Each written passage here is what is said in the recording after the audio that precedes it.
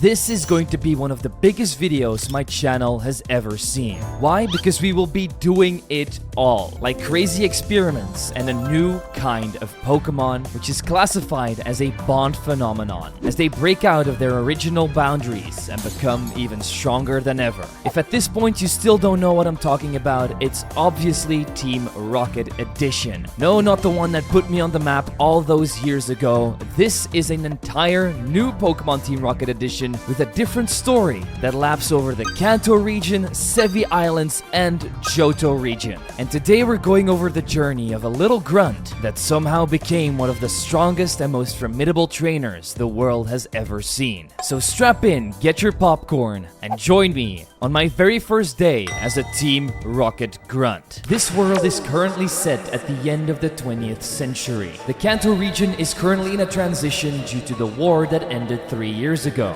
This left the region in chaos, so Lance and the Elite Four took over the post-war government, which initiated a new era in terms of development. But not everybody was happy with these new rulers, as some would even say that they were taking advantage of the fragility of the region. And in return, this gave rise to independent crime organizations such as Team Rocket, with Giovanni as its leader. They were taking in young trainers to do their dirty work so they could fund their projects, and that's where my story started. Once we send in our application, we got summoned for the presentation and delivery of initials on the Chrono Island warehouse at 5 p.m. This is where me and a dozen other starting grunts got our initiation by one of the top dogs in Team Rocket, Archer. Here we're supposed to get our starting Pokemon, which is going to be a Zubat for each and every one of us. But one of the grunts isn't too happy about this and speaks up by saying, "How are we supposed to commit crimes efficiently if we don't get good Pokemon?" Archer told him to shut up immediately, and since he was ignoring the boss's orders, he would be thrown off of Team Rocket without a second thought. And if he would ever say a single word about what he saw here, he would be eliminated. This harsh reality is how business was conducted here at the Team Rocket base. And even though we might have been scared, I still wanted to make a name for myself. So I took that Zubat with pride and vowed to build a strong team that Archer could be proud of. Then we got told what kind of work we'd be doing. Since we're the bottom of the barrel, we'd be doing extortion, theft, settling scores, and try to obtain as much illegal money as possible to fund Team Rocket's research. And if we do our job properly, we will gain respect, rewards, and accolades. After this, Grunt 5 to 13 would be sent to the Kanto region, and the first 4 would remain here on the Sevii Islands, me being Grunt number 4. Archer then calls us into his office, so we follow him there and get ready to hear about our very first mission. In the end, the other 2 grunts flaked, so it's just me and this girl named Andra left. Both of us have to go to Resort Gorgeous, an island north of here, because a new consul who's in charge of handling Kanto's relations with the Sevii Islands has set up a house there. Team Rocket pulled some strings so that she would be placed there, and in return they would be withheld of any kind of tax, which is perfect for their business. However, recently she has cut ties with us, which might indicate that she's working with the government again and is trying to rat us out. So now we have to go back there and show her not to mess with Team Rocket. But before we head out, he wants to see if we're competent as grunts. So he makes me fight Andra right in front of him. Both of us just had a Zubat and mine just turned out to be stronger. Even though we won, Archer isn't all that impressed and urges us to buff up our team by capturing more Pokemon. One of them should definitely be a Sentret, which can be found outside because they know Surf, which will allow us to reach Resort Gorgeous. So without wasting any time, we head outside, capture that Sentret, and surf all the way up to the resort. We arrived a little later than Andra, but just in time, as her entire team already got wiped. This woman counselor is way stronger than we expected and not going down without a fight. So now it's my turn to blackmail her. We start out with our Zubat that one-shots her Meowth with a wing attack. Next up is the Electric Sheep Mareep, who gets served on a platter by my Sentret. 2 wing attacks later and her final Pokemon Wooper also falls, and just like that, the lady is defeated. Seconds later, more grunts barge in to send the counselor to the Lost Cave where she can think about her actions. And if she wants to help us out again, we might let her out. So I would say this was definitely a very successful first mission. So me and Andra headed back to HQ to report back to Archer. He was so pleased that we even earned our very first paycheck of $25,000, which we can definitely use on supplies to make our team even stronger. But Archer still wasn't fully satisfied. He wanted us to work together as a unit so that we could have each other's backs, but because Andra ran in first to try and get all the credit, things went south. If the both of us would have negotiated at the same time, she still might be here with us. So she needs to keep that in mind for next time, otherwise she's off the team. Now that we've proven our worth, Archer says that our business here in the Sevii Islands is done and we'll get transferred to the base in Kanto. As one last parting gift, he also gives me a Pokemon egg, and after this we head to the port to set sail. This is where Andra apologizes for her behavior and screwing up the mission. She just thought that we were both trying to one-up each other, but she now gets that this was not the case and that teamwork is the most important. But that doesn't mean she can't do her own thing and become stronger, so next time we throw down, she's going to try and take out all my Pokemon. We then leave the harbor for Kanto. That's when we pan back to a cutscene inside of a mall, where prices of EV boosting items have nearly doubled in the last year due to the government. This is making many people across the region upset, but Professor Oak and Daisy don't think this is the case, as they both seem to be working with the Pokemon League, which nobody has apparently challenged in the last few years, until now, because two very promising trainers have just left Pallet on their very own journey to try and become Pokemon champion. In the meantime, we have arrived in Kanto. The moment I start looking around by barging into people's houses, they immediately seem very scared and don't want anything to do with me because I'm from Team Rocket. We even end up running into Lieutenant Surge, warning me not to screw up the peace here, otherwise there will be dire consequences. We definitely don't seem to be liked here in Kanto, as even the police won't let me enter Route 11, so I only have one more option, traveling north. That's where I capture my very next team member, Mewtwo, which came just in time because the moment we entered the underground tunnel, Andra starts demanding a battle. She's definitely strengthened her team, but it's not strong enough to even take down one of my Pokemon, as Mewtwo uses his sharp claws to scratch through her Tentacool, Zubat, and Teddiursa like they're my couch. With the battle over, Andra seems pretty motivated to take me down one day, but she also tells me that we've been summoned to the Pokemon daycare by the administrator here, Petrel. The moment we enter the house, the Pokemon breeder locks the door because the information he's about to tell us is very discreet and can't be leaked to anybody outside of Team Rocket. Turns out this is not a ordinary daycare, because there is an entire Rocket base running in the basement. At first, Andra does not believe him, but he then tells her to press a switch in the corner of the house. This opens up a secret passage that did indeed lead us to the base. Once inside, both of us get called into Petrel's office. He states that this base's purpose is to serve as financing for their top projects, and our second mission here is going to be to join the rest of the grunts at Mount Moon, where we'll have to try and retrieve fossils, moonstones, and nuggets, with priority on the fossils since their value on the black market can trump any Pokemon we have. When we finish up, we need to report back here for our evaluation. So like good grunts, we head out immediately and even help out another platoon with raiding a house. This way we acquired the powerful Dig TM, which can be used for break-ins. Due to us fighting the hiker that was holding this TM, our Sentret also evolved into Furret, plus the leader of this group is also going to put in a good word with Petrel for us. While I was in Cerulean City, I also tried to enter Misty's gym, but because we're Team Rocket, we got sent out immediately. So going on our very own gym challenge seems to be out of the question for now. I wasn't too disappointed about that because we're just here to do crimes anyway, which reminded me that our team needs some buffing up. So on the way to Mount Moon, I captured two signature Rocket Pokemon, Sandshrew and Ekans. Unfortunately, when we arrived at Mount Moon, we seemed to be the only one that was late, as the highest ranking grunt here was already explaining the plan. He starts scolding me in front of the rest of my teammates, so I explained to him that I was helping out other grunts with raiding a house, but he says that that doesn't relieve me of my own duties, so we better compensate with a good performance on this mission. To recap, they've already snagged one fossil, but there is one problem. There's a very strong trainer here with a war turtle that has already defeated 4 of the other grunts, and has even managed to steal 2 fossils from us. He's still somewhere inside, so we need to watch out for him, otherwise our entire mission could be falling apart.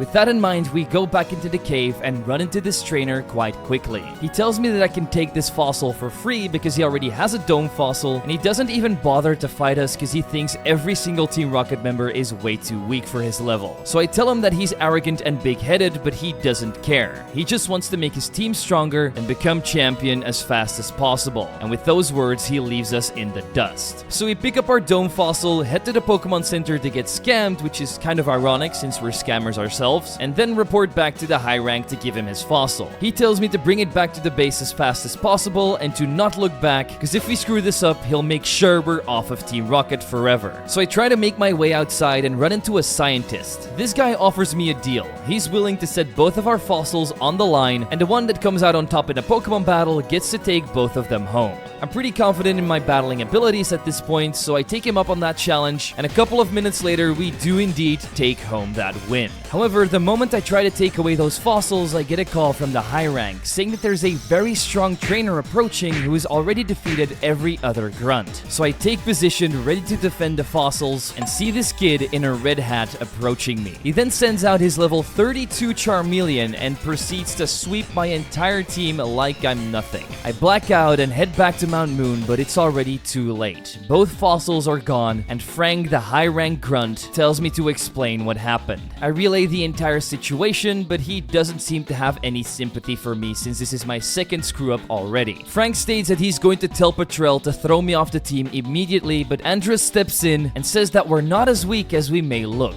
But Frank doesn't care. He says that we should have just grabbed the fossil, used an escape rope, and gotten out of here. Our incompetence has lost us over $600,000 in revenue, and on top of this, we've made ourselves the class clown. But I'm not going to take this insult lying down, so I tell him that the Team Rocket's honor code says that we should never flinch in front of the enemy, and that we should have teamed up together to have beaten that trainer. After those words, Frank is fuming, and states that he's not going to take these orders from some newbie, and so he tries to show off his authority by battling me here and now in front of the rest of the squad. He has an insanely weak team of Rattata, Raticate, and Ekans, so all I needed was my Meowth's scratches and Sandshrews magnitudes to embarrass him even further. As one last Hail Mary, he says that we need to go back to the Route 5 base, where we'll feel the wrath of Admin Petrel. The moment they all leave, we stick around with Anda to talk about what happened. She thinks it's very admirable that we stood up to a high rank, but she also thinks this trainer with the Charmeleon could be a huge pain in the butt. So we better toughen up ourselves so that we can beat him in the next one. Andra then gets a call from Petrel, ordering her to depart for Vermilion City immediately. This is probably bad news because Petrel doesn't send us to Vermilion at all. He asks me to come in immediately. I don't want to make him angrier, so I head straight to the base. On the way, my egg hatched into a Houndour that would be a great squad member if we don't get thrown off of Team Rocket. It's time for the moment of truth. Let's find out what our punishment is. Petrel says that what we've done is inexcusable. We've lost the team so much money, and he was even thinking of sending us to prison so we could rot and think about the things we've done. But he's not going to do that. He was actually kind of impressed that we've managed to take down a high rank. Either we're incredibly brave or incredibly stupid,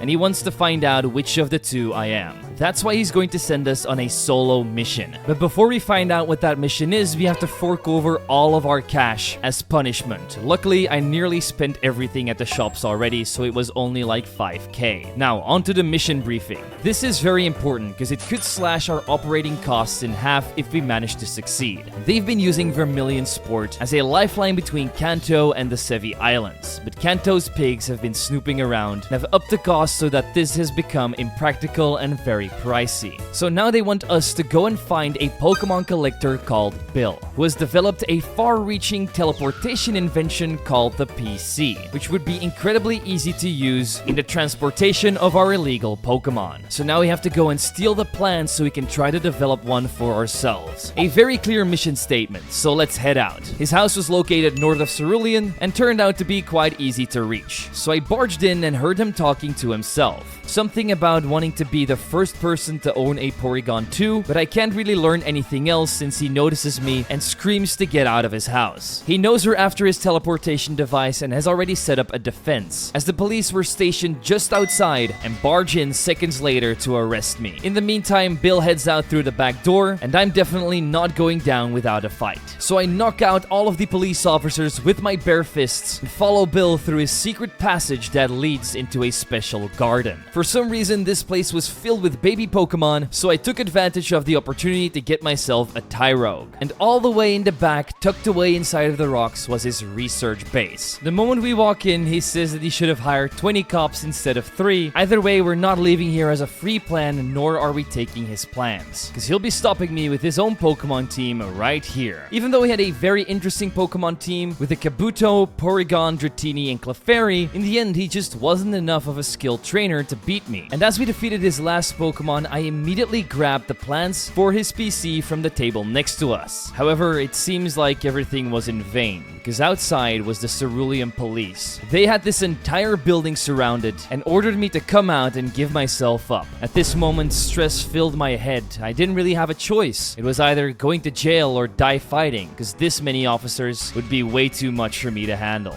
Would this really be the end of the line? Did my executives just send me on this mission to get captured? Turns out that wasn't the case at all, because moments later, Archer comes flying in and says that in Team Rocket, we never leave anyone alone who deserves it. He then orders his Skarmory to fly us out of here, and just like that, we're saved and ready to live another day. We then go back into Petrel's office, who's getting a scolding for Archer. He knows that Bill is one of the most protected people in the region. It was incredibly reckless of him to just send one guy for a huge mission like this. Fortunately for him, he was able to save me just at the last second, so this patent will save us millions on transport and logistics. And the success of this mission was all thanks to me and my battling prowess. Petrel realizes that he was wrong and apologizes to me immediately. But Petrel does wonder how Archer even knew about this mission. Well, apparently Andra called him before and told him about it. So thanks to her, we were able to be saved. Archer then tells Petrel to reward us properly because he's heading back to the Sevii Islands for more business. And properly rewarded we got, as Petrel ends up giving me a promotion to high rank grunt, which gives me the opportunity to lead some lower leveled missions. Plus, we can also assist in executive meetings with our leader, Giovanni. Andra gets the same promotion for her efforts, plus we get a bonus of $125,000 for completing this mission. But our missions under Petrel are far from over, because we need to go to the Vermilion Harbor to try and sneak onto the SS Anne, a cruise ship.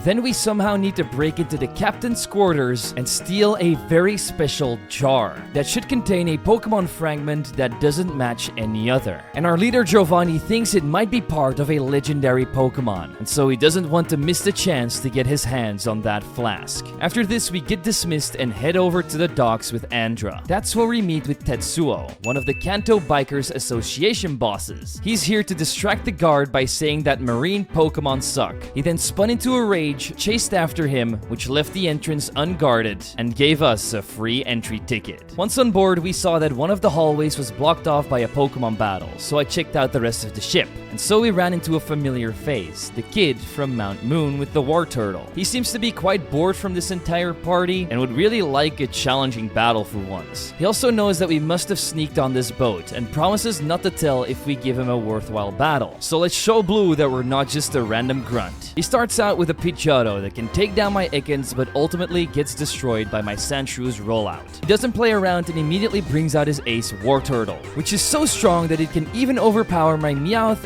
Zubat, and Tyrogue. All of them combined did do enough damage for my Houndour to finish it off with Bite, and from there on out his Raticate and Kadabra were easy pickings. This makes Blue realize that we're actually a high rank grunt, and he even gives me props because we're the only one that has managed to defeat him besides Pokemon Trainer Red, the guy that beat us up in Mount Moon with his Charmeleon. So he'll definitely be keeping an eye on me. So now he's going to train up so he can try to beat me next time. But we're going to do the same, and I start immediately by doing 4 evolutions. Ekans into Arbok, Sandshrew into Sandslash, Zubat into Golbat, and finally Tyrogue into Hitmonlee. With that done, I head to the upper deck, where I sneak up on a conversation between Lieutenant Surge and the champion Lance. Apparently Lance is just here for a routine inspection to see if every single city in the region is still operating fine. Surge says that everything is running smooth here. This pleases Lance, but he also asks if people are okay with Lieutenant Surge becoming a gym leader, since he used to be a big name in the war all those years ago. Surge's answer to this is mixed, saying that people prefer not to talk about the war, but that the group Team Rocket, with all of its illegal activities, is causing some stirs here. Lance isn't surprised to hear this, but he will make sure that the League Committee will take necessary steps to put a stop to us once and for all. We definitely need to relay this information to Petrel, but for now, let's focus on our main mission and go to the captain's quarters with Andra. So we step into his room together and act like we're just curious fans that want to see his special jar. Because he loves attention, he immediately pulls out the jar and says that it belongs to a powerful pseudo-legendary Pokemon, and he'd be willing to teach us more about it if it weren't for the fact that we are indeed part of Team Rocket, which he already expected would be here for his jar. He was fully prepared and even had an ambush waiting for us, as he calls in a bunch of sailors that block our way out. After this, he says that this fragment was found on one of the other Sevii Islands, because there isn't just 7 of them. There's actually more, maybe even 10. This is very interesting information for us that we might be able to use to our advantage. But we need to get out of here first. So Andra takes the 3 sailors behind me while I go face to face with the captain. All these years out at sea has definitely given him a very strong team, but some people just aren't as talented as Pokemon trainers, as Meowth immediately swipes away his Seadra with his claws. Then the combined powers of Meowth, Hitmonlee, and Golbat finish off his Groudon. His Pupitar then gets defeated by my Sandslash's Diggs, and his last Pokemon Shelgon gets crushed by my Arbok's Large Fangs. We then steal the jar from the captain and makes him vomit with her tentacles Poison Sting, allowing us to escape. We immediately make way for the base and even run into Pokemon Trainer Red, which we managed to avoid. But the moment we arrive, everybody seems to be gathered around the TV. So we check it out ourselves and see that Champion Lance is making an official announcement. He states that Silph Co is going to be the only supplier of all goods in the entire region. This would make all small businesses that could compete with them full-on illegal. He also urges everybody to watch out for the criminal organization that is Team Rocket, and anybody that supports or assists them will be put behind bars. And anybody that can provide information or deliver members of the organization will be rewarded handsomely. All of this will be to try and restore this region to its former glory. And so the announcement is done, but this is really bad news for us. After this, Patrell calls us into his office. He doesn't really address the announcement and goes straight into our mission briefing. He's super proud that we did this without any bumps in the road, and the scientists are already researching the jar that we took with us. For our efforts, we get $80,000 and 20 Great Balls, and he also has something else to tell us. Turns out they're already making huge advancements with Bill's plans and have even set up some teleportation points already. Because we've exceeded expectations twice now, we've taken up the interest of Giovanni himself, who wants to see us both in the main base. In other words, we'll now be part of Giovanni's personal guard, working straight under him. But before we need to head over there, we get a free period to train up our teams and become stronger. You can see this as a sort of vacation. And because we now have access to Cut, the routes east of Cerulean are now accessible to us. And that's where me and Andra head next. Once we arrive at Rock Tunnel, she explains that the power plant here has been taken over by the police, with an official protection order signed by the Pokemon League Committee. So there must be something interesting in there, but for now, we can't really do anything about it. Maybe we can suggest a raid on the power plant to Giovanni once the time is right, but we need to prove ourselves to him first. And what better way is there to do that by having a battle amongst rivals? So we can find out who the strongest high-rank grunt is. And the moment our fight started, I knew it was going to be me, as we one-shotted her tentacle with Wing Attack from Golbat. Then my Sandslash Dig took out her Electabuzz. After this, we won the battle of the Golbats, and finally her Teddy Ursa got eaten up by my Arbok. The outcome actually makes Andra happy that we're on her side. However, she still doesn't understand how Red was able to beat me at Mount Moon. He must be a true prodigy, but we'll make him regret screwing up our mission in Mount Moon, because now we'll be heading back to the HQ so we can go to Celadon City. Once there, we use our new teleportation technology to zap to the base in Celadon in an instant. We then take the elevator down to Giovanni's office, but we seem to be quite late as Andra already arrived before us and received her first mission too. Apparently there's been some trouble with bikers on the cycling road, and she has to go in as a mediator. And she also told me that Giovanni asked for me personally, so we better not keep him waiting. The moment we step in, the executive sitting next to him, Proton, goes over all of the missions that I've completed and the courage that I've showed on them. This shows us that Team Rocket really does care about its members, keeping close track of what we're doing so they can ensure the fairest determination of where each member belongs. That's why me and Andra are currently high ranks. This means we'll only be getting crucial missions from now on, and we also have access to information regarding the ultimate goal of Team Rocket and the current situation in Kanto and the true history of what went down here. However, it's still too soon to talk about any of that right now because Giovanni himself wants to know everything about the mysterious trainer Red. So we tell him everything: Pokemon, items, moves, fighting style, physical traits, and even potential weaknesses, but there's honestly not a lot we know. Giovanni realizes something immediately. Charmeleon is not a Pokemon you can get regularly, and the fact that he's running around with a Pokedex makes him a huge threat. However, Giovanni tells me that any threat can be dealt with, and if we keep on rising through the ranks here, we'll learn how far beyond our current limits we can go. With that out of the way, he's about to give me my next mission, but that's when another grunt comes barging in and says that the Fuchsia gym leader, Koga, is here for urgent extraction business. He says that the Kangaskhan has been spotted somewhere deep in Rock Tunnel. If they've really made a nest there, this could be a huge problem for the Safari Zone, as trainers are less likely to go there to catch this elusive Pokemon. And since Team Rocket is working closely with the Safari Zone, we clearly don't want to lose any of our revenue from that, which means we have to go and investigate to see if these rumors are true. So in that moment, we get dismissed. But Kangaskhan is quite a formidable Pokemon, so I decided to boost the power of my team up a little bit with a Growlithe,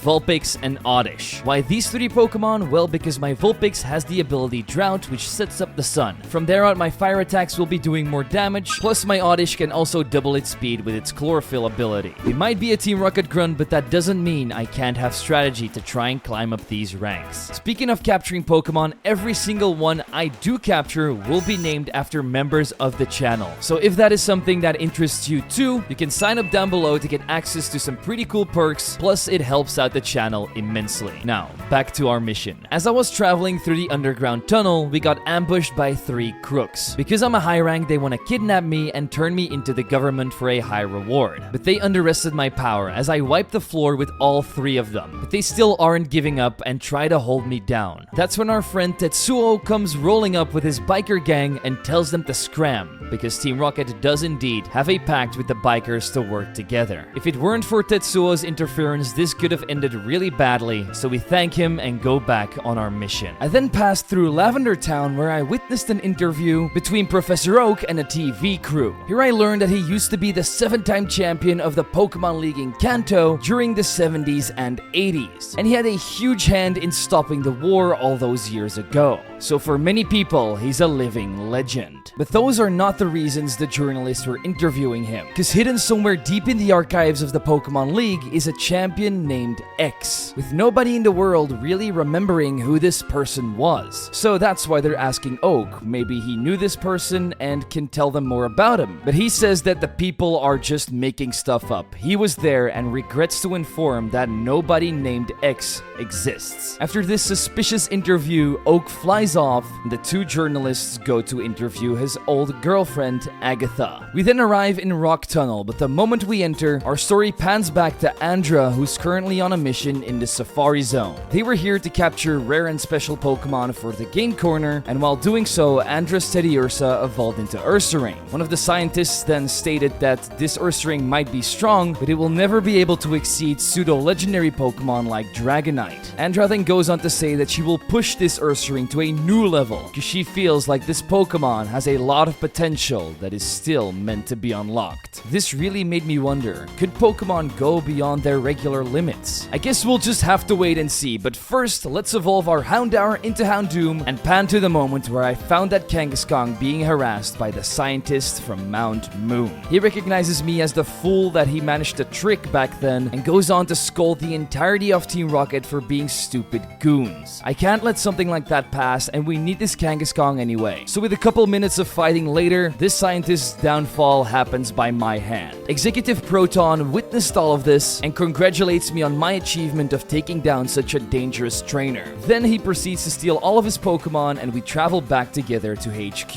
And in the distance, we hear the scientist screaming that he won't rest until he witnesses our downfall, because it took him years to build that Pokemon team we stole in seconds. At the time, I didn't think too much of it, because we were way too busy reporting back to Giovanni. He's very pleased with our performance and says that we have taken down a very small thorn in his side. And for bringing back this rare Kangaskhan, we get the reward of $95,000, plus the rare fossil Pokemon Kabuto, which they were able to revive from the fossil we stole back. After this, we get briefed on our next mission, which is going to take place at the Pokemon Tower, where we're supposed to get as many Cubone skulls as possible since they sell for a high price on the black market. But this is only the cover-up story. The main goal is to lure Mr. Fuji into the Pokemon Tower and shake him down real good, because he used to be one of our greatest scientists, which gave him access to so much information about our greatest projects, so Proton is going to have a business meeting with him on the top floor. And we have to make sure that nobody enters the top floor until they're done. And because this mission is so important, we'll be teaming up with a new asset to Team Rocket. It's somebody we already know pretty well, Pokemon Trainer Blue. I was super super surprised that somebody like him would join our ranks, but it's an amazing asset because he's Oak's grandson and Red's direct rival. So in other words, the perfect double agent. His task is to delay Red as long as possible by telling him that he needs a Silph Scope in order to advance to the top floor. Otherwise, he might be attacked by real ghosts. With that, we'll be able to control where he goes without him knowing that we're after him. With that planted in our skulls, I head back to Lavender Town. That's where me and Blue put everything in motion. He also states that he's not really part of Team Rocket though. The only reason he's doing this is to try and become the champion of Kanto. And with Team Rocket by his side, he might be able to accomplish that sooner rather than later. He also shows off his hatred for Red because he doesn't believe that somebody can be that perfect. On top of this, he doesn't talk and has a really weird vibe going around him. Plus, his grandfather Oak really loves him for some reason, even more than his own grandson. In the middle of our conversation, Fuji arrives and we send him upstairs. In the meantime, the leader of Cinnabar Island's gym, Blaine, walks into Giovanni's office. He's the head of the Porygon manufacturing program, and Giovanni is shutting it down because not enough people can afford it. With Porygon 2 just being developed, Giovanni can see it is only going to become more and more expensive. However, he does see the potential in an even further upgrade of Porygon, and that's why he wants Blaine as the top researcher on this next project, because he wants him to create the ultimate Porygon that can even surpass legendary powers. But Blaine declines the offer. After the incident with Mewtwo all those years ago, he's too afraid and traumatized to start on a project like that. Giovanni tries to persuade him by saying that that was just a mistake, and that because of it they were even able to escape Lance and the Pokemon League's claws. But it doesn't really seem to have an effect on Blaine, because they could barge in here any minute and burn down this lab or the one on Cinnabar Island without a second thought. So Giovanni takes this point and tells Blaine that we're going to use this new invention to take power so none of that can ever happen. Blaine leaves the office and says that he's going to think about it, and as he walks out, he whispers to himself that there is a reason he got to keep his position at Cinnabar Island,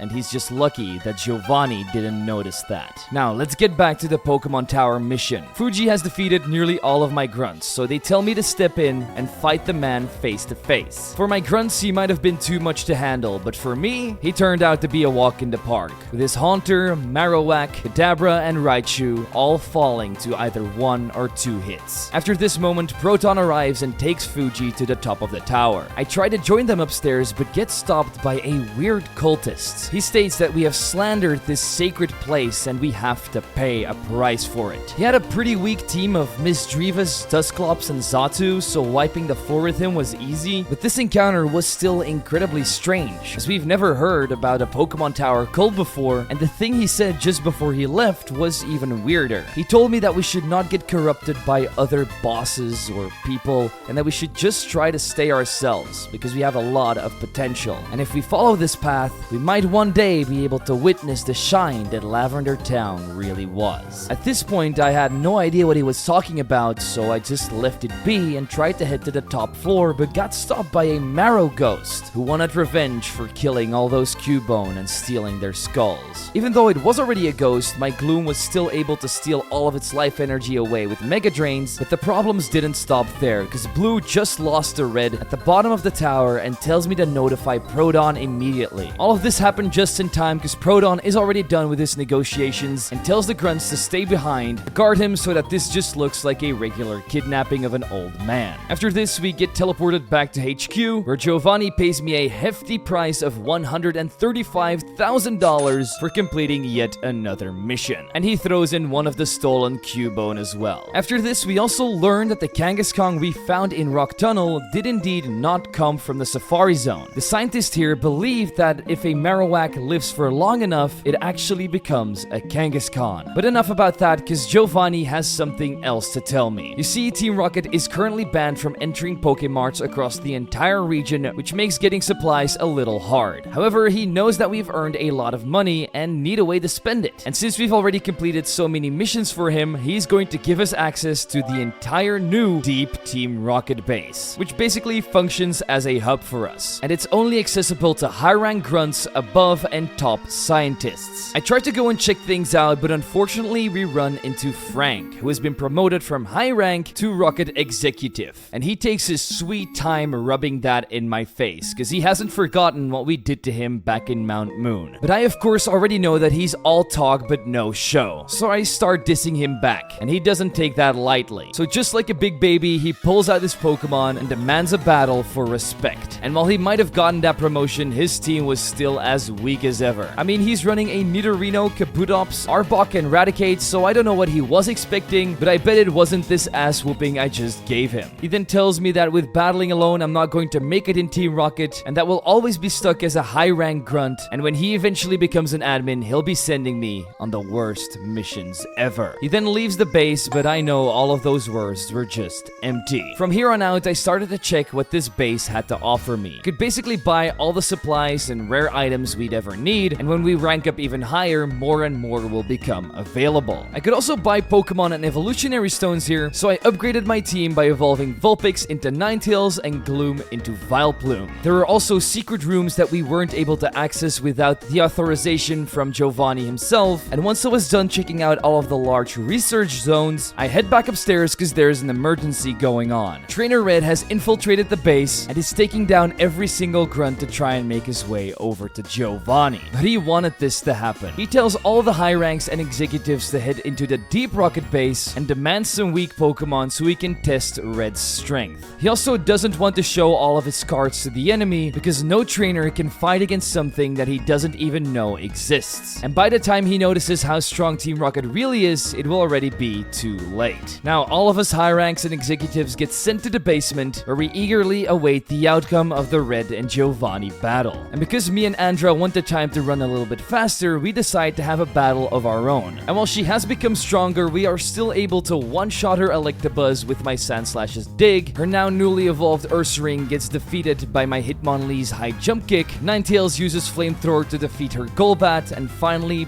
Persian secret powers away her Tentacruel. Andra then realizes that if we were up there, we would easily defeat Red with the amount of strength that we've gathered over the last few weeks. However, we're not going to find out if that's true because we get an announcement that Red has indeed left the base already and we're free to walk around again. We end up running into Giovanni, who says that Red defeated him quite easily with his very strong Charizard. However, it's not like he has unattainable strength. Our strongest members could easily defeat him, so there's really nothing we should be worried about. But he also has one clear, glaring weakness. All of this seems to just be a game to him where he can play the hero or whatever. But deep down, it doesn't seem like he's really acting with a specific goal. He didn't even come in here to stop Team Rocket, it just seemed like the best way for him to train up. And that's the whole point. He believes that winning a battle validates him. And that's where he goes wrong, thinking that he's on top of the world, being able to defeat anyone while he hasn't even scratched the tip of the iceberg. He also found out about Red's origin place, Pallet Town, and wants me to go and investigate further there. He's talking about his house and even Oak's lab in search of any data that might be of use to us. So without any further questions, I head out and reach Pewter City without any hiccups. That's where we have a meeting with Executive Patrell, who's here for a raid on the local museum to try and get an old amber, the fossil of Aerodactyl. And considering that he's here alone, he'd love to have some backup from me. And because he used to be our old boss, we of course go in with him. But the moment we break in, we see a familiar face. The scientist that boycotted us before is here once again. We learn that his name is Miguel and he's teamed up with another benefactor that has given him an even stronger Pokemon team. With it, he'll surely be able to defeat us and claim this Aerodactyl fossil for himself to make some extra money. But we're going to shatter his dreams right in front of Patrell's eyes so that he can finally see what one of the top high grunts in his company is capable of. First up was his Weezing that got blown up by my Ninetales' flamethrowers. Then his fossil Omastar that got stolen from Mount Moon only took 2 Mega Drains to bite the dust. His Magneton got melted down by my Houndoom's flamethrowers. And last but not least, Ditto transformed into my very own Hitmonlee and got KO'd by a single roundhouse kick to the face. Unfortunately, we weren't able to steal his Pokemon this time as he escapes with an escape rope, and the scientists in the museum here are just glad that their old Amber didn't get stolen. And as a reward, they hand over an Omanyte to me and pledge their allegiance to Team Rocket so that we can freely research this old Amber as long as they get it back in the end. With another successful mission under my belt, I made my way over to Pallet Town. During this, Giovanni is having a meeting with the grunts from Pokemon Tower, who apparently did something terrible.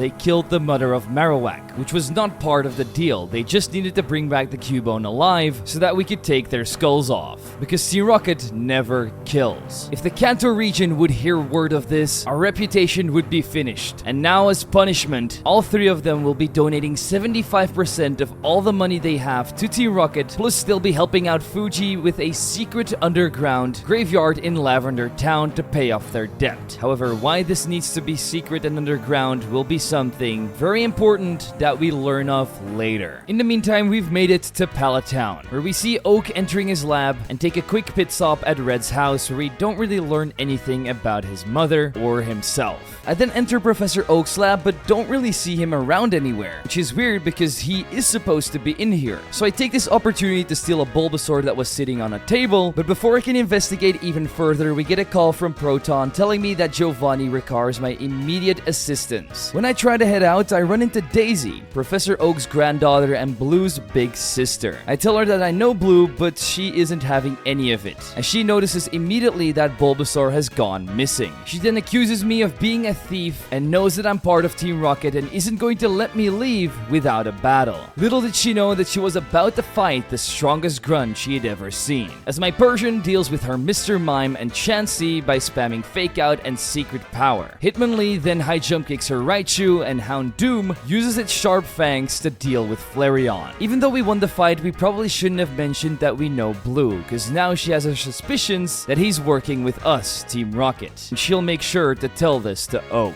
who knows a lot of people around the region. I then take this unfortunate news to Giovanni's new office in the deep base. He now believes that Oak's lab is probably a front for something, because how else could he have just disappeared like that? So he then goes on to call Blue into his office to explain everything, but he doesn't know anything about his grandfather basically. His two favorites are clearly Red and Daisy, and he just gets left out of everything. That's why he never wants to go back to his grandpa and become champion to prove all of them wrong, which would also be great for Team Rocket because we wouldn't be under Lance's thumb anymore. Giovanni commends his fighting spirit and says that talking like that makes him a real Team Rocket grunt. So rest assured, his place will be among our ranks. As a reward for this great intel, Giovanni gives me $140,000 and an Eviolite, but all three of us need to stay here for our next mission briefing, and this one is of the utmost importance. Team Rocket has located the three legendary birds, Moltres, Articuno, and Zapdos, and he's sending his best teams out to go and catch them. Andra will be heading to the power plant to get Zapdos, Blue to Mount Pyre for Moltres, and me, I'll be taking on Articuno at the Sevii Islands. The three of us are naturally really excited, so we waste no time and make our way to Fuchsia City. On the way, we run into Blue, who really wanted to test out his team to see if he's ready to take on Moltres, and who would be better to face it up against than me, one of the only people that's managed to beat him. And since we could use a little training ourselves, we agree and battle him right there on Route 14.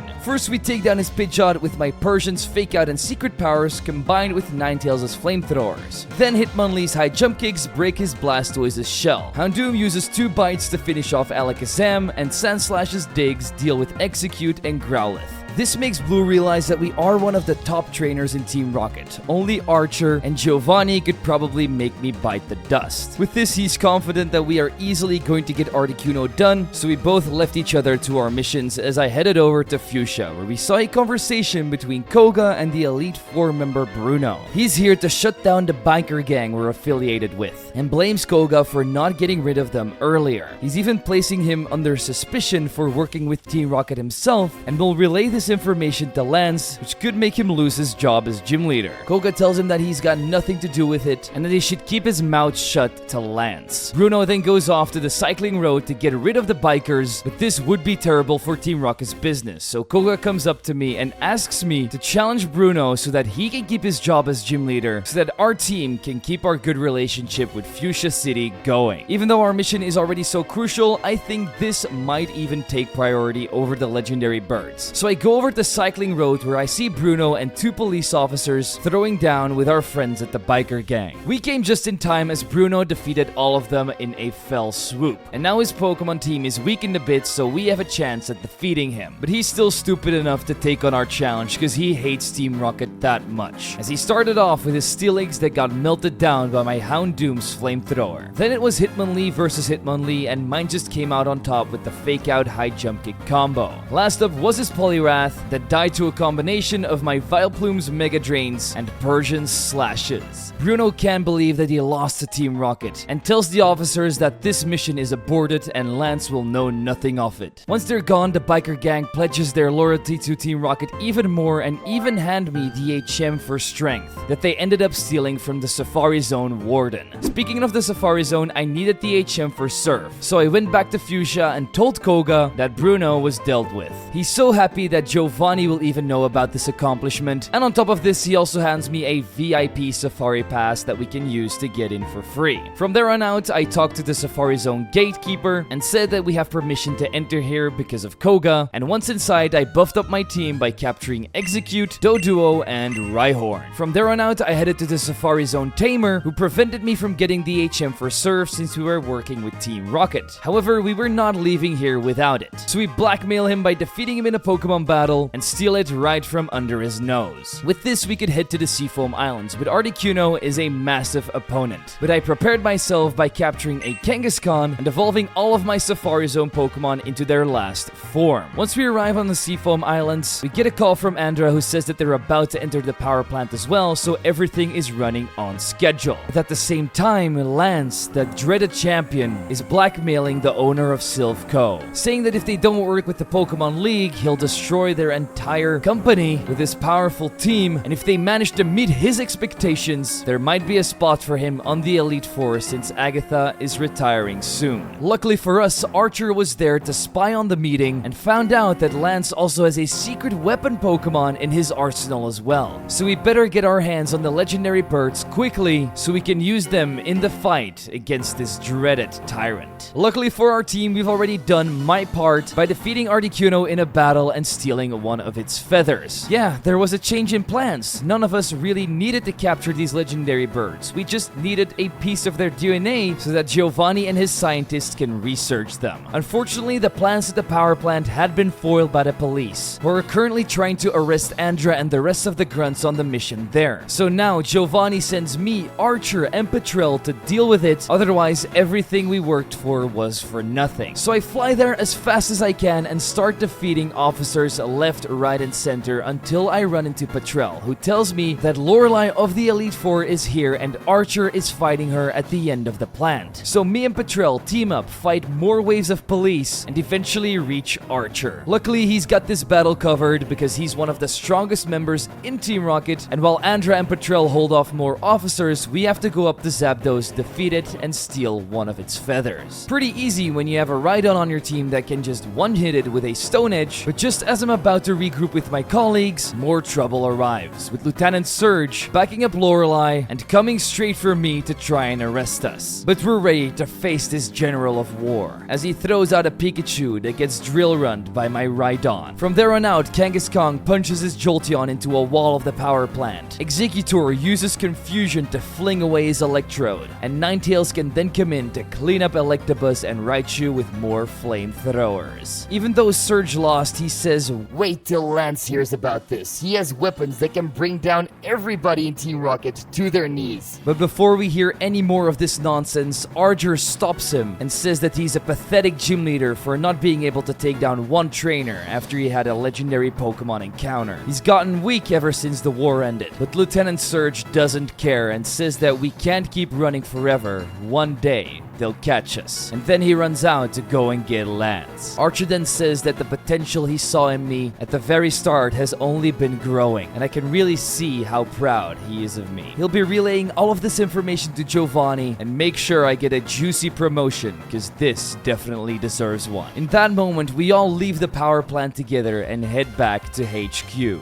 That's where I hand over Articuno and Zapdos' feathers to Giovanni, and with the completion of this and Koga's mission, we have full-on earned Giovanni's trust. And so he promotes both me and Andra to Rocket Executive. executives. We not only get a cool new look, but also 500k, 50 Ultra Balls, an Aerodactyl, and the VIP area key, where we can hang out with other executives. And Giovanni also tells us the origin story of Team Rocket. Everything started 5 years ago when Johto declared war against Kanto. Everybody was surprised because Johto doesn't have the military force that Kanto has, but it turned out to be Lance that started this war in the first place. He rose to power due to his strong mastery in training Dragon-type Pokemon, more specifically his 3 Dragonites that nobody could really stand up to except for the legendary beasts or birds. But this certainly would not be enough to take over Kanto, because we also had many formidable trainers, including him and Oak, who were both competing for the championships. But they were balanced out perfectly, because if one of them wouldn't be the champion, the other one would be, and this would change nearly every year. With this, Lance knew he was never going to be able to seize power, so he turned his head to the legends of Lugia and Ho-Oh. He was never able to get these Pokemon though, but he did know that Ho-Oh left part of its power and essence on 3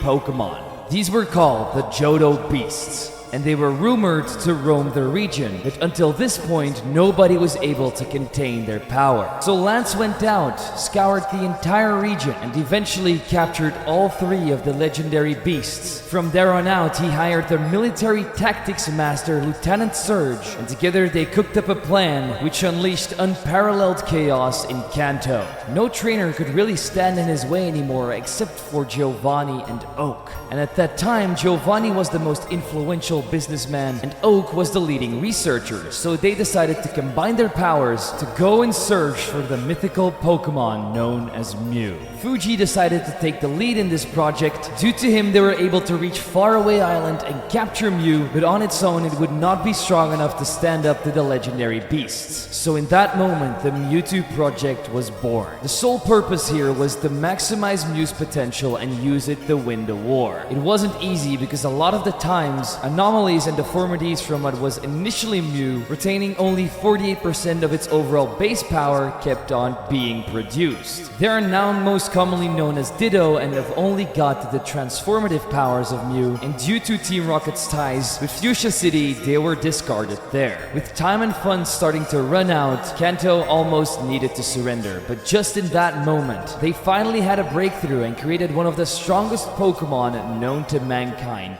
Mewtwo. With this Pokemon, they could surely win the Kanto War, but it ended up being way too powerful and smart, and one day when they were performing one of the last tests on Cinnabar Island, it broke out, destroyed the lab, and disappeared forever. After this, Kanto had no choice but to surrender, and so Lance claimed himself as ruler of both regions. From there on out, Oak was the first person to kneel down to Lance and offered him all of his knowledge over the region and pointed to Giovanni as the biggest threat to Lance's new empire, betraying him once and for all. Although he never mentioned Mewtwo, he did mention the plans of overthrowing him. From there on out, Lance did a campaign against Giovanni and put his own people against him. From there on out, everything Giovanni created that was once so great for Kanto was now looked at as the biggest disgrace ever. And from that moment on, Giovanni knew he had to get an even stronger power and return the favor to Lance so that the Kanto region would be back into the rightful hands of his own. And that's how Team Rocket came to be. That's why Giovanni sent me out to do all of these missions and reclaim the legendary birth feathers. It's all to bring Lance to justice. And our next mission here is going to be directly related to all of this. We're going to raid the Silph Co headquarters because they just developed a Pokeball capable of catching everything called the Master Ball. And he wants to use that to retrieve Mewtwo. So we need to take as many rockets as possible, go there, and occupy the entire place so the police can't get to Giovanni while he's in his meeting with the director. Once the meeting is done, all the high-level rockets will leave, and our weak grunts will stay behind to deal with any threats that may come our way. Hopefully one of them is Red, who will then defeat all of them, which in turn makes him believe that he's the strongest trainer in the region yet again. With that, we'll kill 3 birds in one stone, getting the Master Ball, having Silph Co's trust, and making making the people believe that Team Rocket is finished. We promise Giovanni not to let him down and head straight for Saffron City. In front of the building itself, we meet up with Patrell and Andra, and they've already devised a plan. We need the card key if we want to get to the CEO, and the only way to get it is by taking it off of the higher-ups that work here at Silph. With that in mind, Patrell heads inside, but Andra tells me to wait up because she needs to know that we're ready for a big mission like this. I don't know if this is the best time, but right then and there, we have a battle to determine who's stronger. So we show her that she is indeed still quite a few steps behind me, as we take down her like the buzz with my Hitmonlee's high jump kick, Dodrio's plucks combined with Ninetales' flamethrower, then Kyogre Eviolite Golbat. From there on out, we use more kicks to defeat her Ursaring and Sneasel too, leaving her with just Tentacruel that gets wiped by my Exeggutor. After this, Andra knows that we can definitely handle this mission, so we head inside, grab the key card, and teleport. That's when we run into Blue, who's also been assigned to battle Red once he arrives. He's currently holding a key card, which he will drop somewhere in the building once the time is right. And after this mission is completed, he's going to go back on his mission to become the regional champion, which would be great since he's already affiliated with Team Rocket. I wish him luck with his fight against Red and head to the CEO's office. He's very surprised to see that we've gotten up here all by ourselves and notices that we're not from the Kanto region, so we tell him that we're actually from the Sevii Islands. This makes him disgusted, mentioning that it's an insult that someone like me with such poor culture and roots would barge into Kanto's main headquarters like this. Unfortunately for me, he himself is also a very formidable trainer that hasn't been infected with the virus of mediocrity like the rest of the region, and with his skills, he's going to try and kick me out.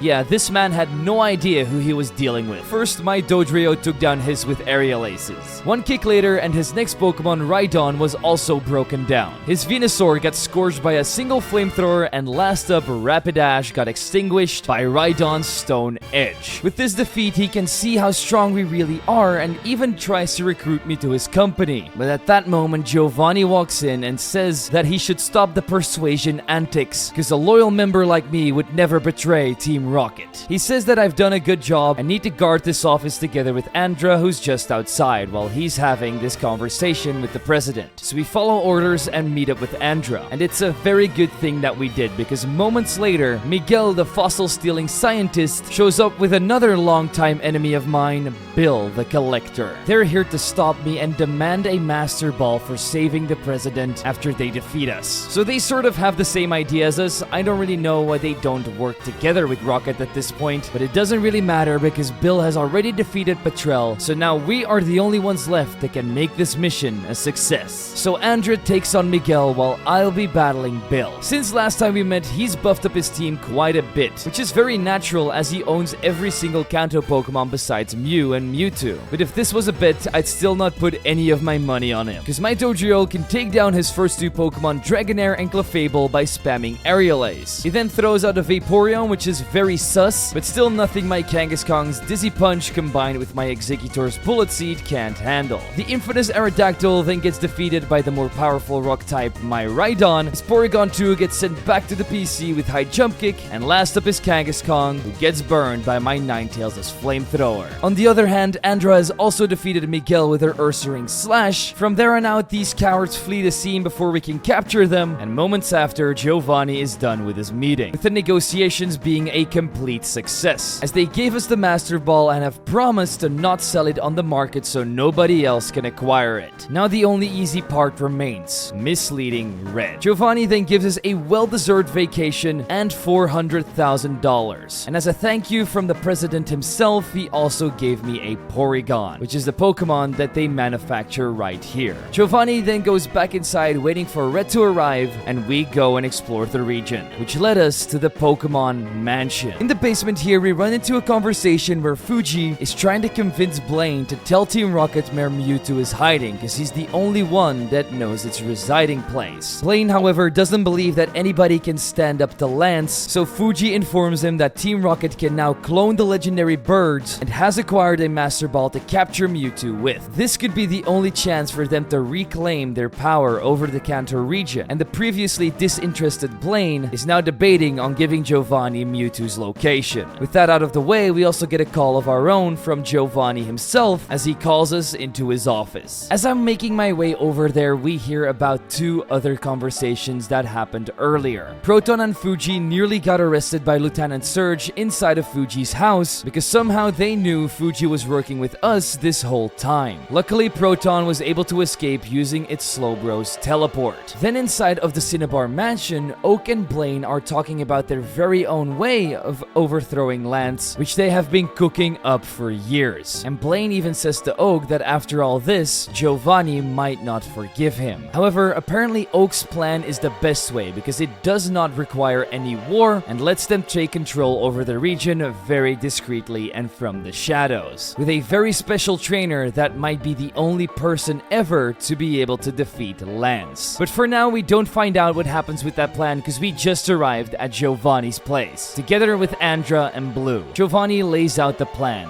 The legendary birds have been cloned and we have the Master Ball and Mewtwo's location due to Fuji's talk with Blaine. Blue doesn't know about Mewtwo, so he goes on to ask what it is, but Giovanni says that there is no time to explain right now because we're about to raid its hiding place. But in that moment, Proton walks in and screams that they somehow know about all of our plans since they broke into Mr. Fuji's house and tried to arrest him, which means Blaine must have betrayed us. There is no other explanation. He must be working for Lance, or worse yet, Oak. But more bad news starts happening as a grunt walks in and says that the Pokemon League has updated their rule set. Now no challenger can use any of the legendary birds to compete in the league, but it seems like they still don't know about Mewtwo since there's no mention of it. So while Giovanni will be going after Mewtwo, we will have to try and compete against Lance the old school way, by acquiring 8 gym badges and heading in there with our regular teams. And since I've already shown that I can defeat Bruno, an Elite Four member, we definitely have a chance to compete there. But there's one more problem. Team Rocket Grunts can't challenge the gym leaders because they don't have a trainer license. So that's why Giovanni has obtained a couple for us, so our plan can be put into motion. However, we still need to be able to get them before Red does, so Giovanni decides to help Blue out by giving him the Earth and 8th badge, allowing him access to the Pokemon League earlier than his rival can, since he's only at around 6 or 7. And this also reveals to all of us that he is indeed the last gym leader who's been missing from Viridian City for so long. He only uses his gym leader license when it's advantageous to him, and right now is definitely the case. So let's show him that me and Andra are strong enough to get that badge off of him too, by heading out and starting our own gym challenge. First up is buffing up my team at the Cinnabar Mansion by capturing a Grimer and turning it into a Muck. And then I went onto my path of chaos and destruction as I started to wipe down gym leader after gym leader, starting with Erica, following up with our friend Koga, then the nasty Lieutenant Surge who deserves this downfall, and after this Sabrina, Brock, and Misty before arriving at Blaine's gym. Just as I'm about to enter, we run into Professor Oak, who probably just had a meeting with him. Luckily for me, he doesn't recognize me as one of Team Rocket. He thinks I'm just a young aspiring trainer. So he gives me some advice by saying that we can probably defeat the Pokemon League if we keep this fire roaring inside of us. But I don't really listen to his mumbo jumbo because we know how he betrayed our boss. We then enter the gym, but Blaine, just like Oak, doesn't recognize us as part of Team Rocket either because he has never really seen my face, or at least didn't pay attention when he did. So just like the other gym leaders, we put out his fire, claim the Volcano badge, and after this, Patrell calls me up to come to the Viridian City gym. That's where Giovanni just got defeated by Red and tells him that Team Rocket is disbanded, which is great because now officially for Kanto we no longer exist. But this also means that Red is off to the Pokemon League. After this, he heads into the back and tells Proton to get the real Viridian City gym to open its doors for Andra and me, so that we can be fully prepared to take on the League, which probably isn't the case for Red, considering he just fought a level 50 Rhyhorn on the final gym leader. So, back to me. I enter the Viridian City gym and get informed by an executive that we need to push the badge insignia at the end of the gym to enter the secret rocket base. While down there, I need to face high ranks and executives, and once those are defeated, we're up against all of our former bosses. In the meantime, Giovanni is distancing himself from his son Silver, who's disappointed in his father for disbanding Team Rocket and giving up on his dream to become the strongest trainer ever. Giovanni tries to explain to him that all of this is for the greater good, but his son is still too young to understand what Giovanni is trying to achieve here. That's why he doesn't tell the full story. story, and he even thinks that some distance between him and Silver can do their relationship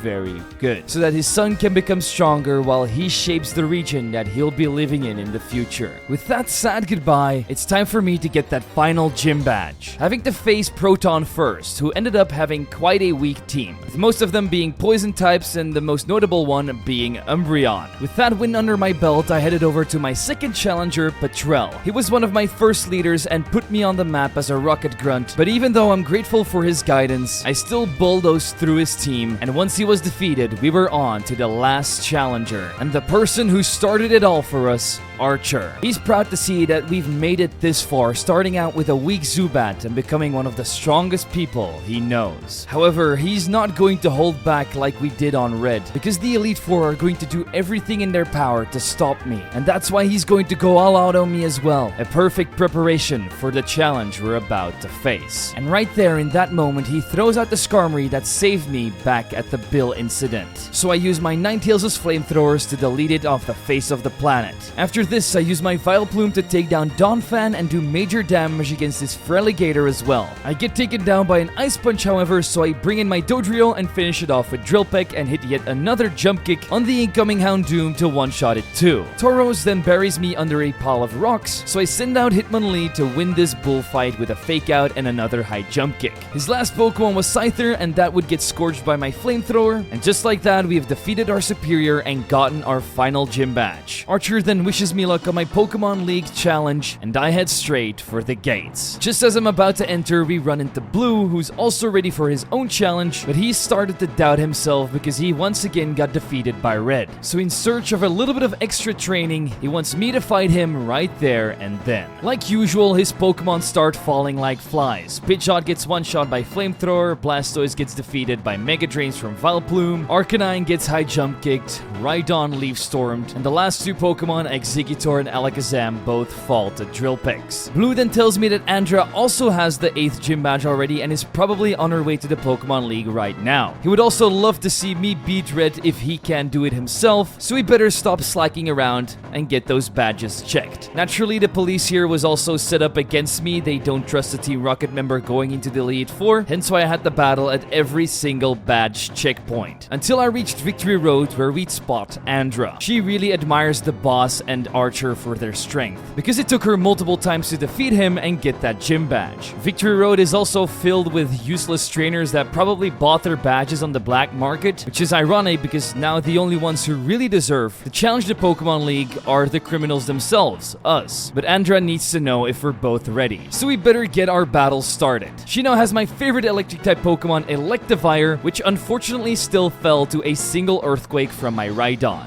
Flamethrower from Ninetales then destroyed her Sneasel. Hitmonlee used his high jump kick to KO Ursaring, and my Dodrio came out on top against her Crobat. The same thing happened to her Heracross, and the final Pokemon, Tentacruel, fell to a Drill Peck and Fake Out combo. With this battle behind us, we know that we have to go up to the Pokemon League and challenge the strongest trainers this region has ever seen. So let's walk right into the Indigo Plateau and challenge Lorelei. She doesn't seem to recognize me anymore from the power plant, which is great, and what was even better is me being able to one-shot nearly everything on her team with Stone Edge, high jump kicks, and flamethrowers. In the end, there was only one Pokemon that could put up a fight, her Slowbro, which managed to overpower my Houndoom, so Dodrio had to finish it off with Drill Peck. Now onto Bruno, who definitely hasn't forgotten who I am, but he isn't going to disrupt the league by exposing my identity, as he's going to unleash all of his power and crush me right now to put me under arrest, to try and get all the credit for himself. He does start out with his trusty Steelix that sets up the Stealth Rocks, survives a Flamethrower with its Focus Sash, and takes down my Ninetales with Earthquake. From there on out, Hitmonlee starts pulling his weight, taking down every single one of his next Pokemon except for the last one, Hitmontop, who's the only one to survive a high jump kick, and then ends up countering back with a Drain Punch to take me down. After this, Houndoom can use its Flamethrower to finish it off, and Bruno then goes on to say that this is the worst decision we could have made, because the moment we reach Lance, we'll be subjected to torment, and on top of that, he will never give the champion title to someone like me. From here on out, every step I take will be closer to my end. But I don't take his threats at face value, so I push on for my next battle against Agatha, the Ghost-type specialist. First up is her Gengar, who's able to get a Shadow Ball off on my Ninetales, but because of the sun being up, we still one-shot it with a Flamethrower. Same goes for her Marowak and Arbok until she brings out a second Gengar that can outspeed and end me with a Sludge Bomb. Houndoom can then survive a Sludge Bomb due to its Focus Sash that I gave it, and use yet another Flamethrower to win this matchup. Her Crobat then could have taken out my Rhydon with a Giga Drain too, but I also gave it a Focus Sash and used Stone Edge to take it down, which left her with Miss Drivas, and with 2 more Thieves from Hitmonlee, we could move on to the final Elite 4-member room to face the champion Lance. This tyrant is going down, but he immediately tells me that 2 kids and a girl wearing an ugly uniform like mine have already defeated her, so his title of champion has already been stripped, and he's going to make sure that some unknown baddie like me isn't going to defeat him again. But for some reason, he just starts out with his Gyarados, who tries to paralyze my Muck with a Thunder Wave, and even though he succeeds, he still gets taken down by 2 Gunk Shots. My Muck is basically useless at this point, and he's about to bring out one of the strongest Pokemon ever, Dragonite, who also just got a new Mega Evolution in Legend ZA, which I'm incredibly hyped for. My Dodrio is able to hit 2 Thrashes, but that isn't enough due to its multi-scale ability, and he counters back with 2 Outrages, which is enough to take me down. I then use my Hitmonlee's Fake Out and Thief to finish it off, and swap out into Rhydon to deal with his Aerodactyl by spamming Stone Edge. He then defeats me with his Kingdra's Waterfall, so I swap back into Hitmonlee, who does what he does best, taking out Pokemon with his feet, which ended up being the case for both his Kingdra and Dragonair, which just left him with Charizard. It tried to take me down with Overheat, but yet again my Focus Sash comes in clutch, and even though High Jump Kick is not very effective, we still need only 2 of those to take down the dragon. But there were no legendary beasts inside, which was a little bit weird, but at least we made this awful dictator, who ruined my boss's life, kneel down in front of us. And so he tells me to step into the room behind him so we can face the prodigy of Pallet Town, Red, but he already knows we won't ever be able to defeat a kid like that. The moment I stepped in, Andra tells me that there's no good news because Red has just defeated Blue. Oak then walks in and says that he's disappointed in Blue, stating that he forgot to treat his Pokemon with love and trust, and that's why he lost. He then proceeds to take Red into the Hall of Fame, and Blue breaks down, asking for his grandpa to just acknowledge him because he did treat his Pokemon with love, unlike Red, who seems to just use them as cards in a deck. So now he truly sees what kind of person his grandpa is, leaving people for dead if they don't impress him enough. Me and Andra then manage to calm him down, but just when I'm about to step up to the Hall of Fame to challenge Red, the police comes barging in, saying that the Pokemon League challenge has finished because they have a new champion already, but Andra tells them that me and her still deserve to challenge him, just like he did with Blue. But it doesn't matter, they know that we're Team Rocket because Bruno told them, and they're going to put us under arrest. But Andra knows how strong she really is and holds down all the police officers to buy me time so that I can go in, defeat Red, and make the Kanto region bow down to its new ruler, Team Rocket. We walk up to them and Oak says that Red has fulfilled the purpose he was created for. And on top of that, he knows we're here for Giovanni so he can bring the region back to its roots and clean the name of Team Rocket. But Oak says that he took the wrong path. Creating an uncontrollable, destructive Pokemon was never the way to win this war. Instead, he explored a different path,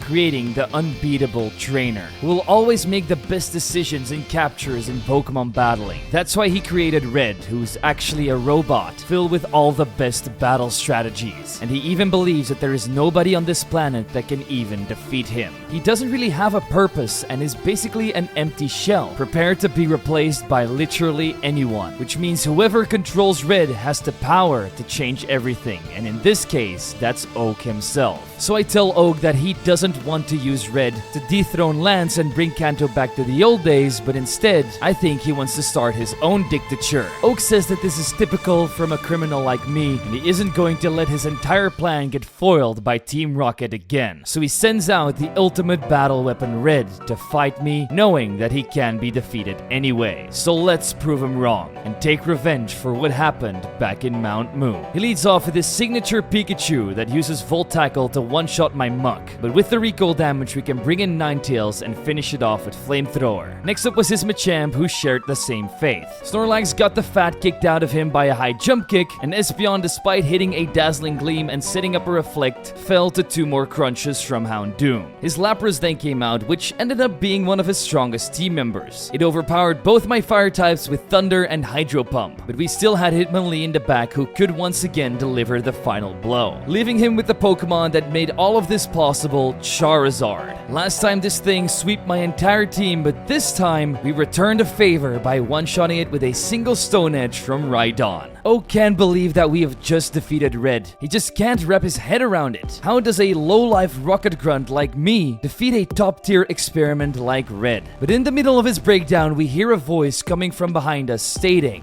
"We had a deal, Oak. A trainer beyond reach, unbeatable by anyone, capable of being controlled and guaranteeing us a champion aligned with our interests, so that they could forever maintain the position they desire."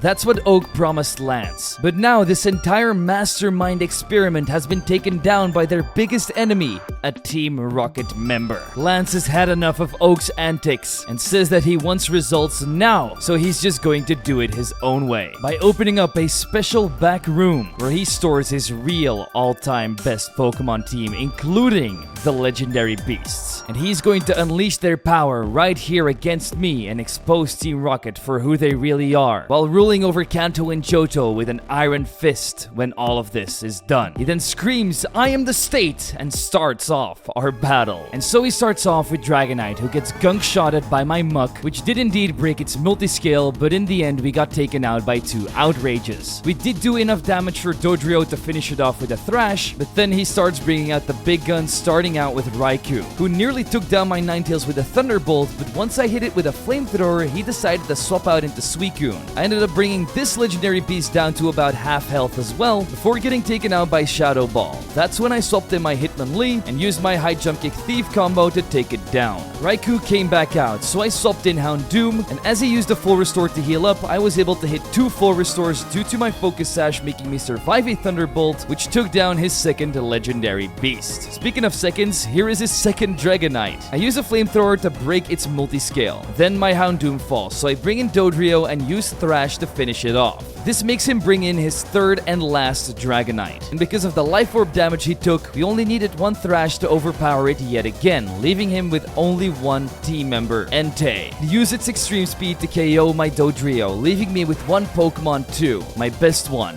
Hitmonlee, who's been carrying every fight. And right here in the most crucial moment, he shows up yet again, using its signature Fake Out High Jump Kick combo to end off Lance's reign as Emperor of Kanto. Just like usual, Lance can't believe that he lost. Nobody's ever been able to defeat his ultimate Pokemon team, and that's when my boss Giovanni comes walking in, saying that his ego and arrogance ultimately led to his downfall. He then goes on to steal the legendary beast right from under Lance's nose, so that we can eventually clone them and set them free in nature once again. He then comes up to me and tells me how proud he is of what we've achieved today. After he heard from Andra what we did, he had to come over personally, even at the risk of attracting the media's attention. In the end, nothing can exceed the unbreakable will to achieve something, no matter what the cost, and we have showed that here today. And it's clear that only somebody like me would deserve a place in the history books, immortalized into the Hall of Fame. So we go ahead and register our name and Pokemon into the system, because after this, nothing will be the same. And I would say that quite literally, because I lost my save file and had to use the Ephemeris Rocket setting to put me back at the events right after winning the league. Here I got a rare package of Pokemon to use, but unfortunately the team members I got throughout my journey are no longer with me. So I spawned in and built my new team that consisted of a new Houndoom, Kabutops, Scyther, Aerodactyl, Espeon, and Porygon 2. And after this, I went back to Giovanni's office, who was scolding Lance right in front of me. He wants him to calm down if he wants to keep some of his privileges and power. Plus, he needs to accept these conditions. Wipe Red Red's name from all Pokemon League records and send him to some faraway place so that that experiment never comes in our way again. After this, Blue will be maintained as the current champion so that he can inform us about any misstep that Lance may take. Team Rocket will now also be seen as regular citizens so that they can enter the Pokemarts again. And lastly, he will reduce all the taxes so that we can stop leeching off of the citizens. That concludes this meeting, and if Lance tries to pull something, everybody in Kanto will know what happened inside of the Hall of Fame. Giovanni then calls me up as his star pupil and says that the legendary beasts have been released in Johto once again. And because of everything we did, Team Rocket is back on top and Kanto can start thriving. So he bestows upon me the highest rank he can give to any member, which is Team Rocket Administrator, which is the same rank as Archer and now also Andra. We also get $1 million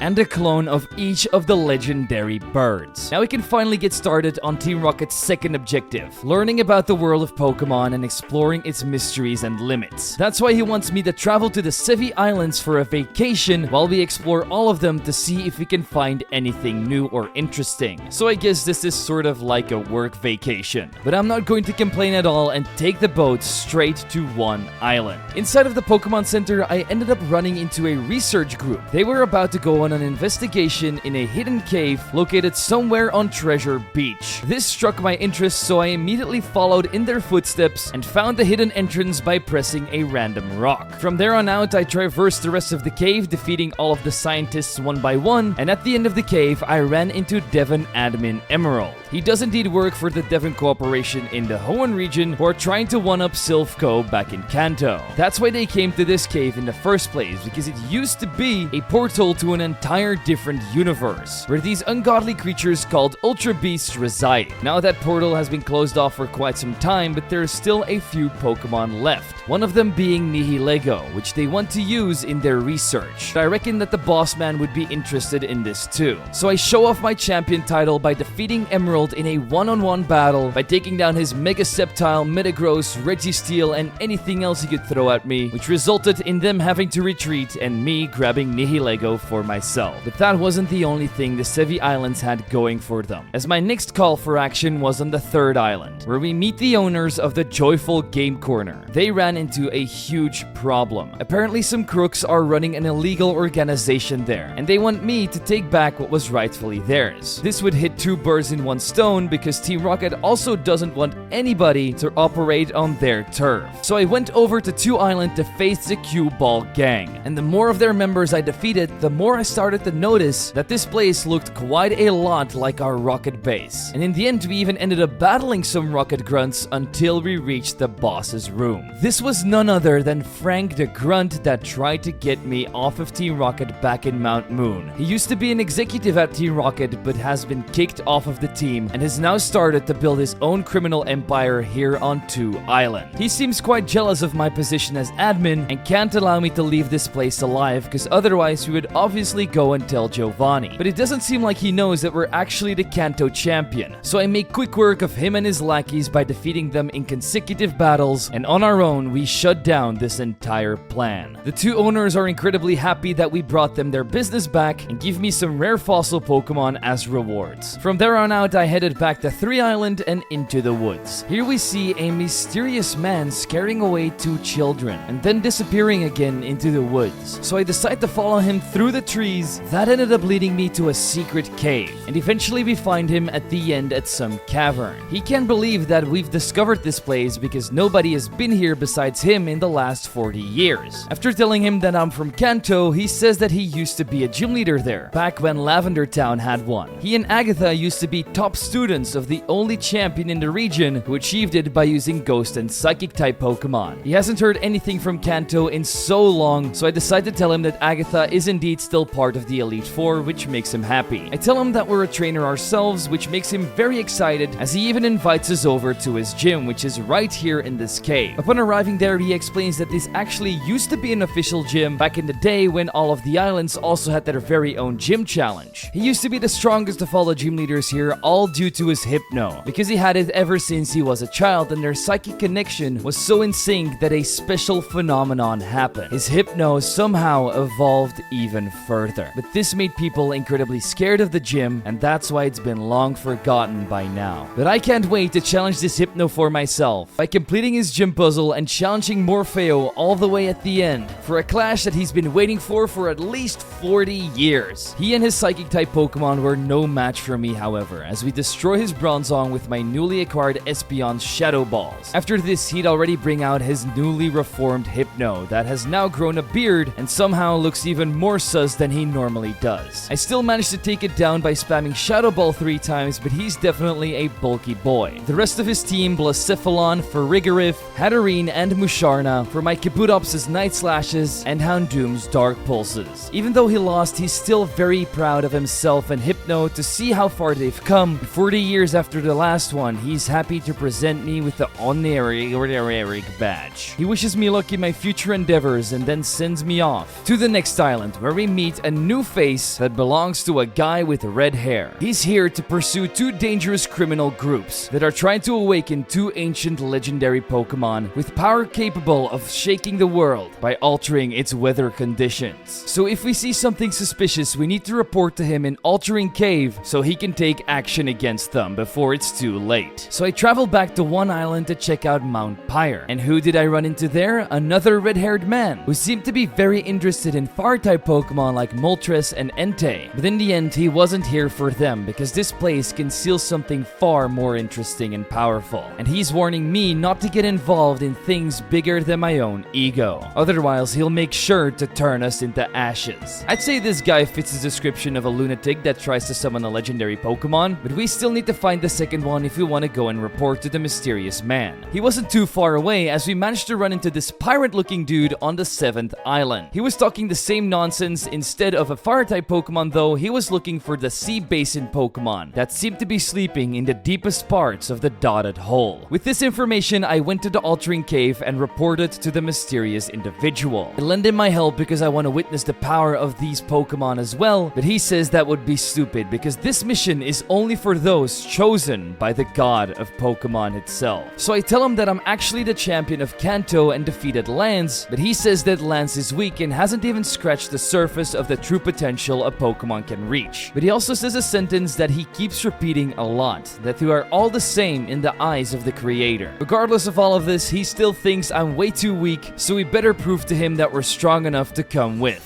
After some convincing, he agrees to fight me at 50% of his own power, which was already pretty strong considering we had to defeat his Rayquaza, type Null Aegislash, and even Eternal Flower Floette. How a man like this has acquired Pokemon of such magnitude, I don't know, but he definitely isn't to be messed with. Yes, we come out on top in the end, but this was only 50% of his power. After this, we learned that his name is Zeus, and he seems to be impressed a little bit because we're the first person in ages to defeat his Rayquaza. That achievement alone earned me the right to go on this mission with him. He's also a descendant of trainers that worship the legendary Pokemon Rayquaza, the balance keeper in Hoenn that keeps the legendary Pokemon Groudon and Kyogre at bay. And the last time all of these clashed, they decided to lock away these ancient Pokemon on faraway islands that ended up being right here. Maxie and Archie, the terrorists we're about to stop, caught wind of this and are going to try to awaken them to shape the world as their own oyster. So we waste no time and head to the deepest parts of Mount Ember, where we follow into Team Magma's footsteps. But we're already too late. He's combining the Red Orb and Ruby, which opens up a special deep pathway inside of the volcano. And to slow me down, he leaves behind one of his admins to fight me. Once we defeat Courtney, however, we can go straight after him and enter the heart of the volcano. Maxie then calls me over to witness the reawakening of the legendary Pokemon Groudon with the help of his Red Orb. He then uses a Master Ball to capture it and goes on to use it in a battle against me. He leads off with a Fire-type Castform, a useless Pokemon. So I use one single Stone Edge and Aqua Jet from Kabutops to send it back to the trash can where it belongs. From there on out, we defeat his Camerupt with Kabutops as well. Espeon proceeds to do amazing damage against his Groudon with a Psychic, so this Titan is not as strong as he looks, as Kabutops can then come in, use Aqua Jet yet again, and get his third kill. My following two opponents, Darmanitan and Moltres, both get KO'd by Stone Edge as well, but then his Typhlosion comes out and ends me off with an Eruption. So I bring in Houndoom, hit a critical hit Dark Pulse, and that's Maxi defeated. Just like every villain we've faced so far, he can't believe that he lost. Groudon was supposed to be so strong that he could never be defeated, but we did it anyway. Zeus then comes walking in, wipes Maxi's entire brain with his Fluet Psychic, and takes away all of his Pokemon and the red orb. Because his memory is wiped, Zeus decides to send Maxi on another hunt for Groudon back in the Horn region, but that's definitely not going to happen because Zeus has already confiscated it. After these events, I did the exact same thing for Team Aqua in the dotted hole, where we defeated Archie's grunts, then went all the way to the bottom, where he woke up Kyogre, we defeated him in yet another battle, and just like with Maxi, Zeus came walking in and wiped his memory clean. With both of them out of the way, they will be destined to be incompetent and won't be able to threaten the world any longer. He then states that both of them were wrong. More land or more water, what a dumb idea. Only the creator of everything has the authority to decide what happens to this planet. But Zeus wasn't telling us the full truth. Yes, he wanted to stop Archie and Maxi, but he mainly wanted to acquire Kyogre and Groudon because they are key Pokemon in the process of summoning the original creator. And from this point onward, he's going to go after the remaining key Pokemon so he can shape the world to his own desires. He'll be heading off to Johto for the next key Pokemon and hopes that we stay out of his way because next time he'll crush me with 100% of his power. So even though we thought we helped out the greater good, this entire Sevii Islands trip just created an even bigger enemy for Team Rocket to deal with. Speaking of Team Rocket, Giovanni ended up calling me the moment Zeus left the cave to summon me back into his office for some urgent business. And so the worst vacation ever was over. Giovanni greets me back with open arms and immediately lays down what's happening. Oak has completely vanished from the map. Now they suspect he might be scheming something with Blaine, who coincidentally also vanished alongside him. But that's not the main reason he brought me here, because him and his scientists started wondering why there's no major legendary in Kanto like Rayquaza, Ho-Oh, or Lugia. And that made him and his scientists think,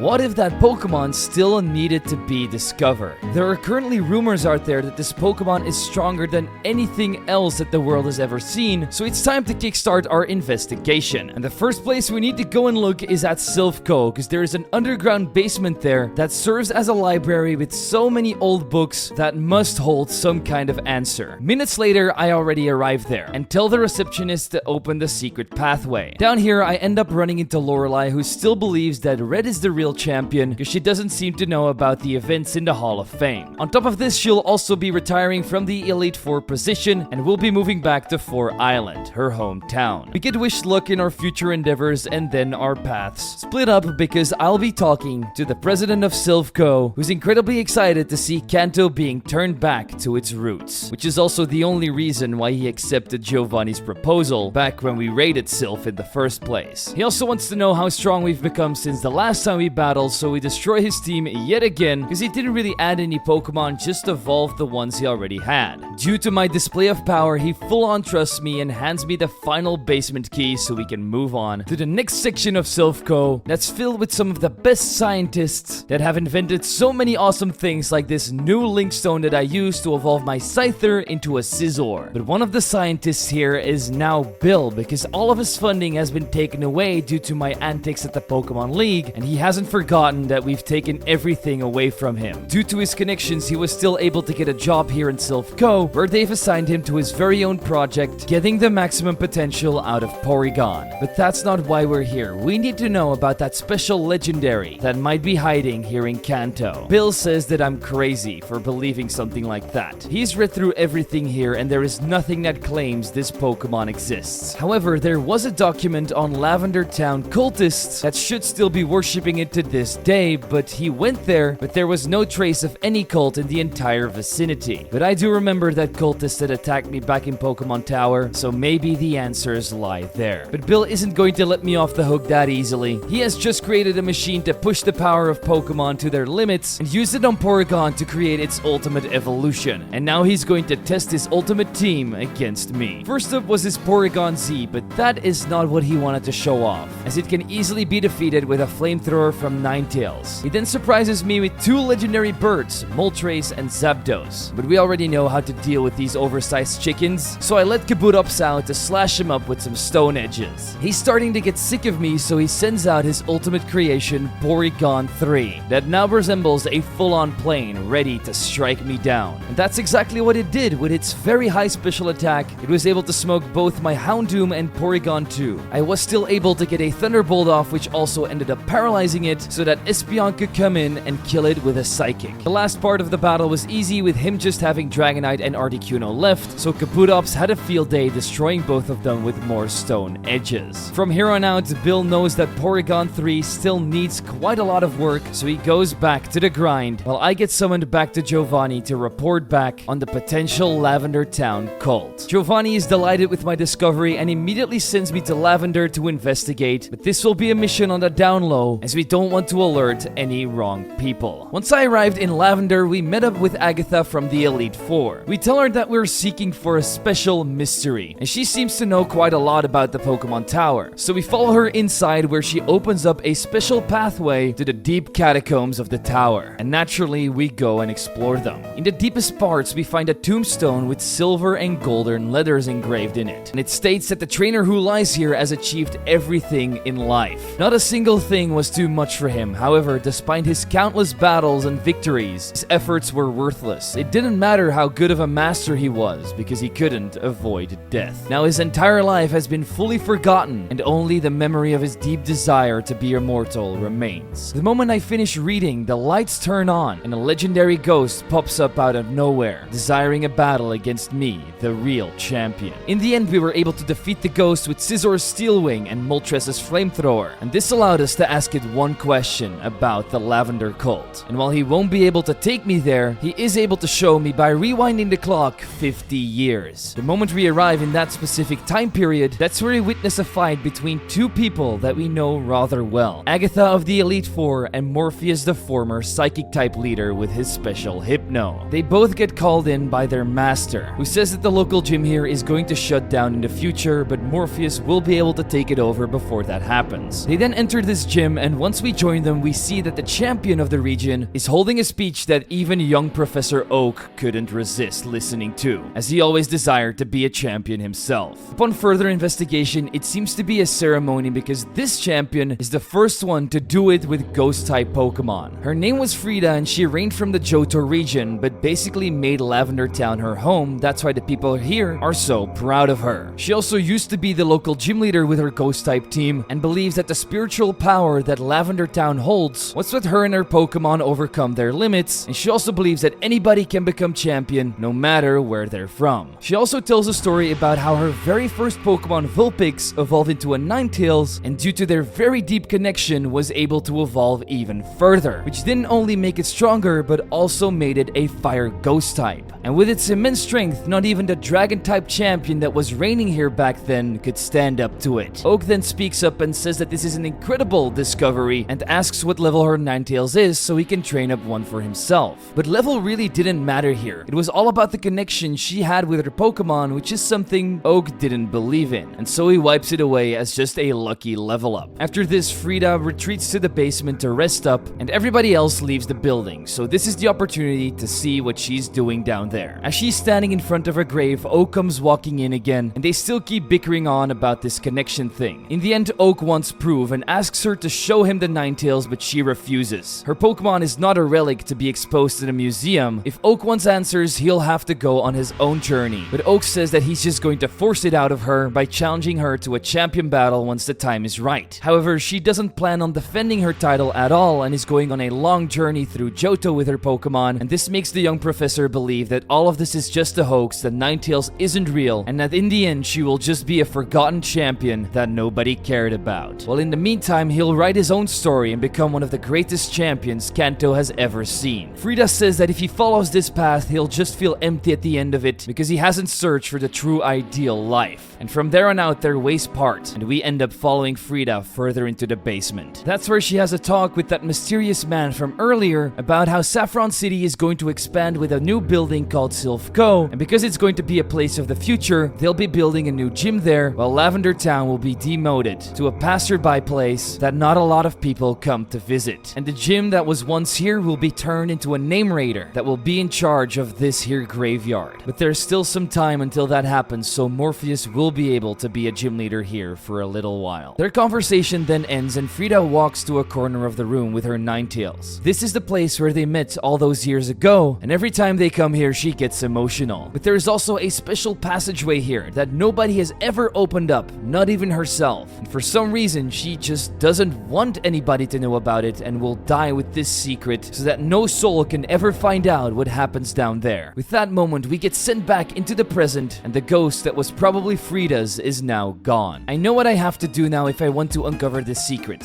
Talk to the name raider. We go on to explain that we need to find the secret passage in this house. At first he doesn't really trust me, but when we say that we're a friend of Agatha's, he hands me a trapdoor and tells me to use it on the painting that's hanging on the wall. This led me to the secret graveyard that we saw in that vision. And so I use its secret passageway to enter a very weird looking cave. It's filled with tablets, and the moment we try to go deeper, we end up running into the same cultist we saw in Pokemon Tower all those months ago. He knew that if we stayed on the right path, we would eventually end up here, and explains that we're in the core of the Kanto region, a place as old as time. Nobody knows about this place, and only here shall we be judged by the gods of this world. And now he wants us to honor this place with a battle so that the gods can witness it. As I expected, he would have mostly ghost-type Pokemon, but he also had never before seen legendaries like Spectrier and Azelf on his team. In the end, we have plot armor on our side which allowed us to win, but this was a hard-fought battle. And if a mere cultist is already this strong, I can't wait to see what other mysteries lie beyond this door. This mysterious man then invites me inside and vanishes into thin air. Inside, we find an insanely large graveyard with tons of people living down here, even other kinds of cultists that seem to admire Darkrai. But as I explored further, I ran into a ritual filled of people that looked like the cultists we just battled, and in the middle, an old gray-haired man leading them.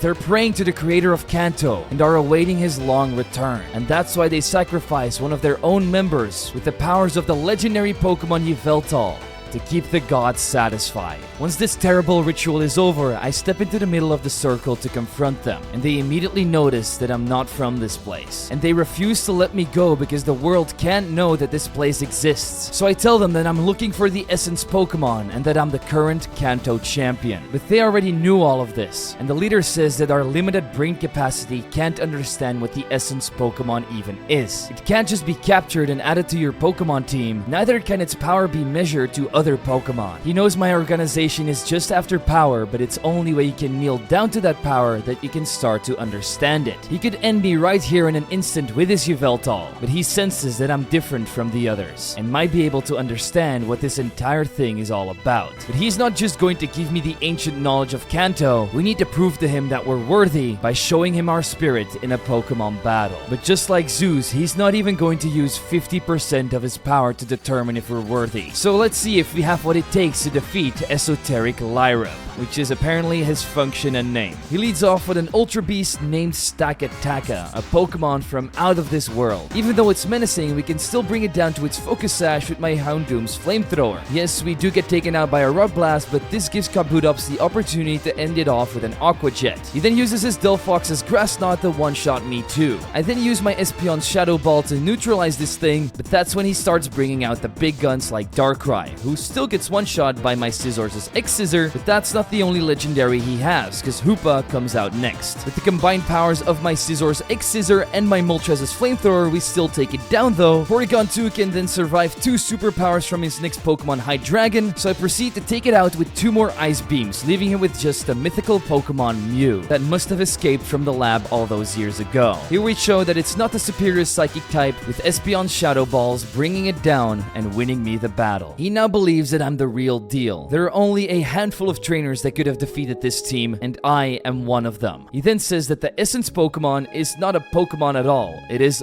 all, literally all. But it is theoretically possible to materialize its form into a Pokémon. We need to find the 2 legendary Pokémon, Lugia and Ho-Oh, and once brought together with a ritual, they will be able to summon the creator. But to this day, nobody has found out what this ritual actually is, so I guess we still have more answers to uncover. And with this incredible incredible story, I go back to Giovanni and tell him everything. He never would have thought these rumors were true, but there is no time to waste. This means we have to go to Naval Rock, where both Ho-Oh and Lugia should be residing. They managed to find Naval Rock only due to one reason: the clue that the captain gave us back on the SSN about there being more islands than 7 in the Sevii Islands, and Naval Rock is somewhere northwest of one island. Giovanni doesn't trust anybody else but me than to go on this mission with him. I personally think this is a true honor to go on a special mission with the boss alone. Together we had to traverse heavy currents, but eventually it all paid off and Naval Rock was in sight. We started exploring it together, but eventually the paths diluted into 2 different ways, so the both of us decided to split up. My path kept on taking me downwards and downwards, and in the deepest chamber it was right there, the legendary Pokemon, Lugia, God of the Sea. I had no choice but to instantly start a battle and use my Porygon 2 to poison it with a toxic. This was definitely necessary because it always outsped and nearly killed every single one of my Pokemon with one blow of its Aero Blast. Once the poison did its work, Lugia vanished before we could capture it. And after we hear a big earthquake, Giovanni comes barging in as well and says that Ho-Oh escaped too. He's already received a call from the Johto HQ saying that the Pokemon have been spotted there, so they're probably going back to their original places. So Giovanni is going to investigate in Johto while we stay behind to guard the Kanto HQ, which gave us a little bit of free time, which meant I had to explore these new islands that just popped up. Inside there was a mysterious man that held the power of the evolution of Xatu. Its name was TR Xatu, and after I defeated him in a battle, he decided to give me one too, knowing how much more powerful of a trainer I could become. On one of the other islands, we met up with Andra, who had found this mysterious triangle, which only showed up after Andra brought the jar here that belonged to the SSN captain and had a piece of a mysterious Pokemon inside of it. This piece then reunited back with the triangle, which means this object could be a pseudo-legendary or legendary Pokemon. In that moment, we hear a voice from behind us saying that that Pokemon is Deoxys, a space virus that could never be found anywhere else on Earth. The voice we just heard belongs to the traitor Blaine, who's here to steal Deoxys right from under our noses by holding us down with some of his scientists, but he also relays a message that if we have the courage, him and Oak will be awaiting him in the depths of the Pokemon Mansion, where we're supposed to prove to them that our fight against Red was not a fluke. But before going to the Pokemon Mansion, I defeat their scientist and head back to Celadon HQ to inform Giovanni about these events. He doesn't seem surprised that both of them were scheming up something and sends out Proton and Andra for a private talk with me. This is where he informs me that Oak is a very calculated man, so if he invited me there solo without anybody else, he probably has a plan if we show up with an entire squad. Giovanni also has a suspicion that they've captured Mewtwo over there, and with the combined power of Deoxys, they think they can overpower me. But he still believes that we can defeat him, but to make sure, we have to fight our very own boss to test our skills, and if we win, we can go into this mission all by ourselves and present these 2 traitors to justice. He led off with a Honchkrow, the perfect Pokemon for a boss. Little did he know that we would slash it up with 2 X-Scissors from Scizor. To my surprise, he would then bring out the mythical Johto Pokemon Celebi, who would burn me to a crisp with mystical fire, but 2 of my Houndoom's flamethrowers still burned it down. I then did major damage with a Dark Pulse on his signature Rhyperior and proceeded to bring in Kabutops to take it down with Aqua Jet. But after this, my mind was blown. Giovanni had his very own Bond Pokemon, an even stronger evolution to Rhyperior, where its body got taken over by drills and scales, making it even stronger than usual, but still not strong enough to withstand a hit from my Moltres' flamethrower, because it traded away its rock typing for a steel typing. His Nidoqueen would then get destroyed by Psychic, and last up would be a very special experiment that the lab was cooking up, Nidoking X. It was so fast and strong that it easily swiped away my Espeon and Moltres. Luckily, we were able to get a flamethrower off, which allowed my Porygon 2 to come in, survive a hit, and kill it with Ice Beam. I can definitely see why Giovanni is the boss around here, because a team like this would have easily taken out any other trainer. Giovanni now fully respects me and sends me out to the Pokemon Mansion to complete my final Kanto mission. Once inside, a scientist shows me the way to a secret basement, where we eventually found Blaine's office. He says that they've been researching Pokemon here all this time, pushing their limits to the extreme and making them stronger. From now on, nature is not going to decide who's strong and who's weak anymore, because they're in control and will take over the world with their scientifically created Pokemon. And who better to test them out against than the Kanto champion himself, me. But I'd say this was a big mistake mistake, because my Espeon takes care of his Magmortar. Kabutops slices up his Arcanine and Typhlosion, and then we see the big boy,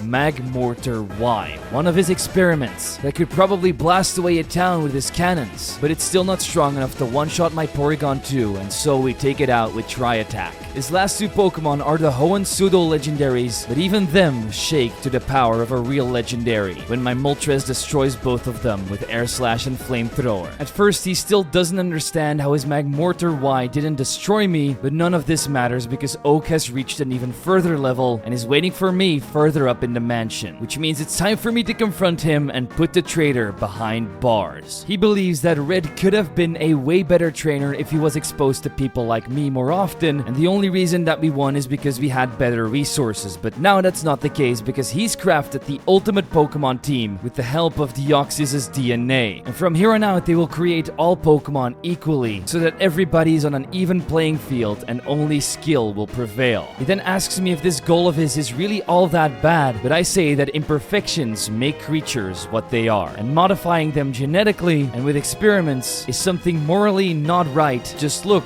at what happened with Mewtwo. And we know that there is now proof that if you have a bond with your Pokemon so deep that they will transform even further and become stronger that way, which seems way more natural. Even after all of these years, Oak still doesn't believe in this, so now he's going to try and show me that his way is the only right one. Just like he tried to show Frida 50 years ago in Lavender Town. So without any further ado, let's start this ultimate battle against Oak. First up is a regular Tyranitar who is indeed not that strong as it gets destroyed by my Kabutops' Brick Break and Aqua Jet. Giovanni was right, they did steal Mewtwo because that's the next Pokemon we're facing off against. And it's as strong as I expected, destroying my Kabutops with a single Psy Strike. It still wasn't able to one-shot my Porygon 2 though. With my download ability, my special attack got raised by one stage which allowed me to one-shot it with Tri-Attack. Next up was Deoxys Speed, one of the worst forms ever. It barely did any damage to my Scizor, and we would retaliate with an X-Scizor, dealing with it straight away. But he still had a second form of Deoxys, the Attack one, who would also not be strong enough to take down my Scizor. And that's when he brings out his first experiment,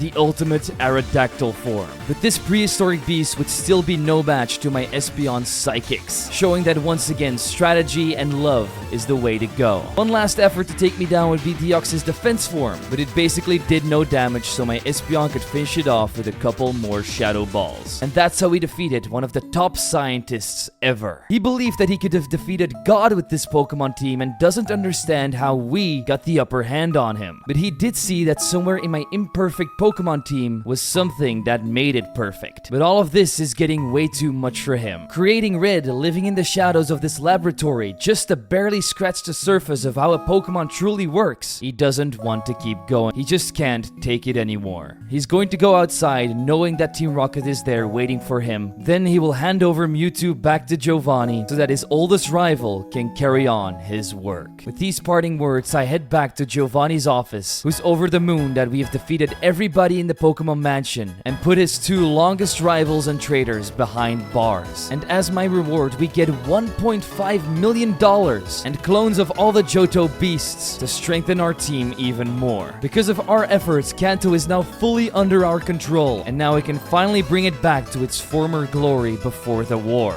But this will require time, and that's why me and Andra's destinies will be laying somewhere else. Giovanni is going to dedicate all of his efforts in rebuilding Kanto, which means the Johto branch is going to be left without a boss. And that's where I, his loyal right hand, come in as new boss of the Johto region, because we get promoted right then and there. And it's about time we do something about the Hoenn region as well, and that's why Andra will be promoted to the boss of the branch there, which is still sort of small. My job in the Johto region as boss is going to be uncovering the mysterious secrets from these new powerful deep bond evolutions. Because according to reports, every single Johto gym leader has a deep bond Pokemon of their own that makes them one of the strongest regions in the entire Pokemon universe. Giovanni then takes me to the Maximum Potential Research Room, a new facility that will store data on all of these new Pokemon, and until now they've discovered Nidoking X, Nidoqueen Y, Giovanni's Rhyperior, and everything else I have encountered. Giovanni says that this deep bond phenomenon lies very close to Mega Evolution, where base stats get increased by 100. But bond is even better because it gets increased by 125 and it's permanent. We need to research these guys even more so we can try to recreate it, and that's why Giovanni gives me a device called the Bond Detector that will scan all of these Pokemon for their properties. With all of that out of the way, Giovanni wishes me luck on my Johto mission, and we take the teleporter straight to our new base. It definitely isn't as huge as the one we're used to, but it will do the trick, and it's currently located in the mountains near Twin Leaf Town. I immediately head outside to explore, and in that moment we pan to a cutscene of a young trainer with her Scyther that seems to have so much potential to be one of the strongest trainers ever. That's why her master has her training here in the Ilex Forest. But I'll guess we'll have to wait and see what ends up happening to her. In the meantime, I've made it to my next checkpoint where we run into the professor of this region, Elm. He's here to tell the police to block off his hometown because they're doing some research there. He already recognizes me because he's been working with Giovanni for years. Team Rocket has even been funding his projects that go over Pokemon evolution for a couple of years now. And now he's finally getting results. Hence why he hands me a Mega Ring to prove it. This unlocks Mega Evolution for us, which will be useful against the leaders of Johto. However, due to the war, there haven't been a lot of challengers, and every gym leader is basically ready to retire because Johto badges aren't accepted at the Indigo Plateau anymore. They basically mean nothing. Despite that, we still need to gather data on Deep Bond Pokemon, so we better make them challenges one way or another. So without any further ado, we leave Elm in the dust and head straight for Violet City. That's where we encounter a young blue-haired kid ready to go and study at the local Pokemon school. So we decide to join them, and that's where we meet Faulkner, but not the one we know. It's actually Faulkner Sr., his father. He's teaching all of his students the lessons about bird Pokemon, explaining that they're weak to electric-type Pokemon and that they don't have a lot of resources to deal with them. That's when his son Faulkner Jr. speaks up and says that the move Mud Slap is learned by many bird Pokemon and is super effective, but Senior doesn't like to hear this and tells his son to shut up because that move is garbage, which is very ironic because that's the move he uses when he eventually becomes gym leader. Anyway, after the lesson, he sends his son out to Sprout Tower to continue his training, and we get the chance to ask him some questions. The moment we ask for a battle, he says that he stepped away from battling a long time ago, and he reiterates that the Johto gym badges are worth nothing. So I try to persuade him by saying that I just want to become a better trainer, and he finds this rather interesting, so he sets me a challenge. Climb to the top of Sprout Tower and defeat the Elder Master there. The moment we do that, we can come to his gym and have a battle of our own. Once I climb up the top, I'm surprised to see that Zeus has just defeated the Elder as well, is making fun of him for worshipping a weak Pokemon like Bellsprout. He then notices me and says that he's going to head for Ecruteak City's Bell Tower to see if there are more secrets hidden there. He also saw a very powerful trainer on his journey that's supposed to be headed there as well, and he had a Pokemon so powerful that he could rival the power of the sun, despite not being a legendary, so he hopes to confront him too. He then leaves the tower and we get to challenge the Elder here, who was indeed incredibly weak. I mean, he had a level 79 Bellsprout on his team. What was he expecting? No way that we lose to this guy. After his loss, he acknowledged that we are way stronger than him and are indeed raising our Pokemon the right way. That gave me the opportunity to go to Faulkner's gym, where he explains the story to his son about how he created such a deep bond with his Pokemon. The moment he notices me, however, he sends Faulkner back to the Sprout Tower even though he wants to watch our battle. He does this because he will one day take over the gym and needs to be fully prepared once that day comes. Now let's get ready because Faulkner Sr. is incredibly excited for his first gym battle in many years. Let's get started. First up is his Staraptor that gets shocked away by my Porygon 2. Then my Espeon would end off his Braviary with a Psychic. What I wasn't expecting was the Therian forms of the Cloud Genies, Tornadus and Thunderous. Despite being legendary, they still felt the one Stone Edge of my Kabutops each. Then he finally brings out his deep bonded Pokemon Rapidash that has wings like a unicorn and could fly over fiery rainbows. Super cool to see this Pegasus inspired Pokemon, however Kabutops still ends it off in one swoop.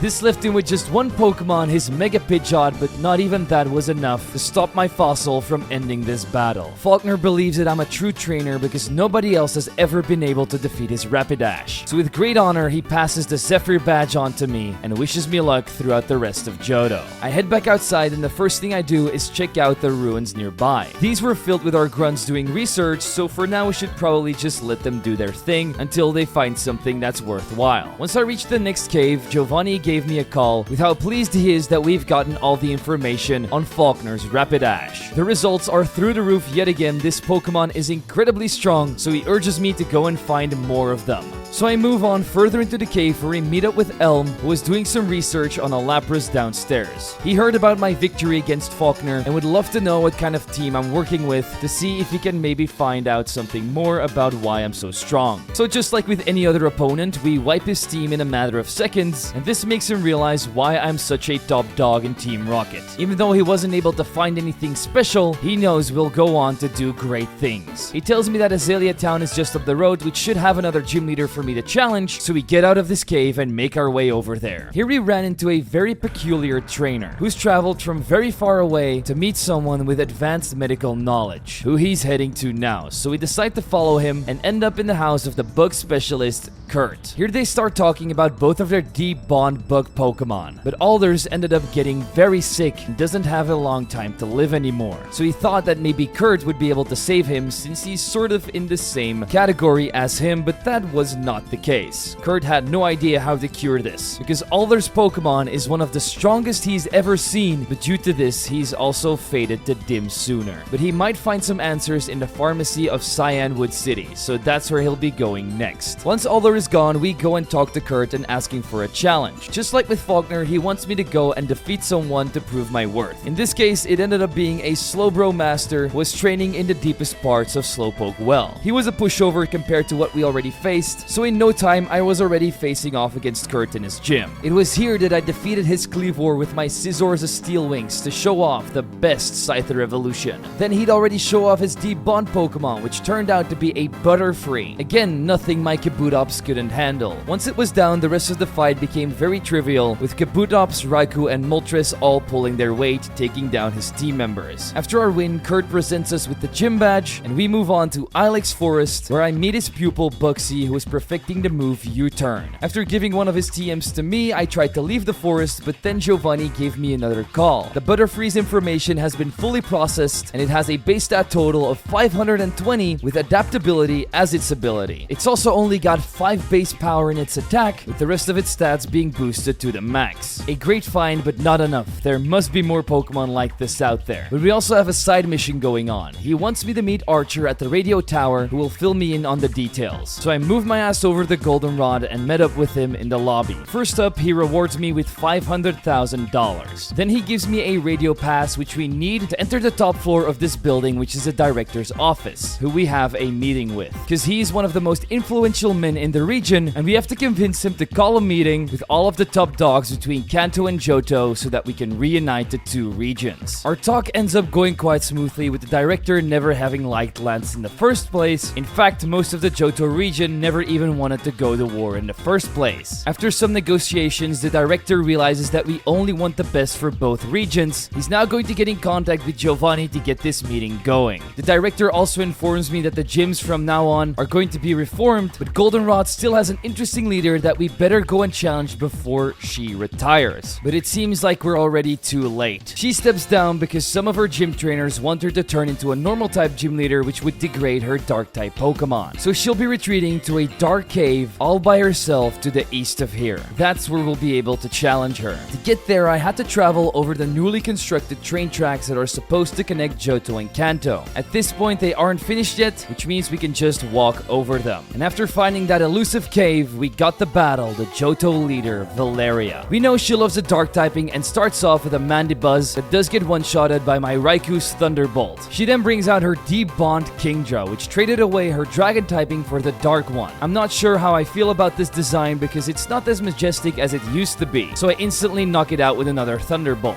Once that was done, we cleared out her Hydreigon with Ice Beam, Mega Absol and Galarian Moltres with Thunderbolt, and Urshifu dies to an Air Slash. How they got all of these Galarian Pokemon, I have no idea, but this did allow ourselves to get the plain badge. As usual, we get the call from Giovanni saying that they have analyzed the Kingdra, and it had a base stat total of 665, with nearly every stat being 120 or above. He then tells me to head to Ecruteak City to find out more about Ho-Oh, and the progress on the Grand Meeting is also proceeding very well, as they're currently getting in contact with each and every high member. After we hang out, we go to Ecruteak and head straight for the dance hall. That's where we step on stage to battle all of the Kimono Girls, a group of warriors that specialize in evolutions. But none of them had ever seen a power like mine, as I swept through all of their teams one by one, and as one of our rewards, we get the Sacred Ash, which is said to be part of the legendary Ho-Oh's body. To my surprise, Alder also walks in and asks the Kimono Girls a question. He needs to get into the bell tower, but the entrance is blocked off, with only some designated people being able to enter, like the Kimono Girls and gym leaders. Then I realized, hey, I'm the champion, I can just take Alder in there. Alder is super grateful already, but I can't even promise that we can get him in there, because technically Blue is the champion of Kanto. Once we arrive there, he tells me that his partner Volcarona is indeed very sick, and now he thinks that the Grand Master of the Bell Tower might be able to help him out, because he was able to master the healing arts of Ho-Oh's Sacred Ash. So we go over to the guard and explain that we're the champion, but he indeed does not believe me. We need to lay down concrete proof if we want to get Alder inside, which we can't really do right now since the entire Pokemon League is in turmoil. But luck seems to smile upon our side, because Agatha walks in and explains the entire story to the sage and makes him apologize for doubting me. She's then able to take Alder through the checkpoint, so let's hope he'll be able to find help for his trusty Volcarona. More trouble is brewing besides us because a lunatic is wreaking havoc in the burned tower and we need to go and save it. To my surprise, it seems to be the red-haired man Zeus. He's here to look for any traces of the legendary Pokemon Ho-Oh or Lugia, but he wasn't able to find any. But he has a feeling that Ho-Oh could one day return to the Bell Tower. He doesn't want to go and make a fuss by defeating all of the sages there, as he wants to stay discreet. But then he notices me. Thinking that I'm trying to stand in his way, he says that now he's going to come at me with 65% of his power to remind me to stay out of his way. His type Null has now evolved into a Silvally and is up against my Scizor. It's able to hit me with a flame charge, but it doesn't do enough damage, so we counter back with a close combat to one-shot it. Then sends out the Master of the Skies Rayquaza and Mega Evolves it, turning it into the strongest Pokemon we know.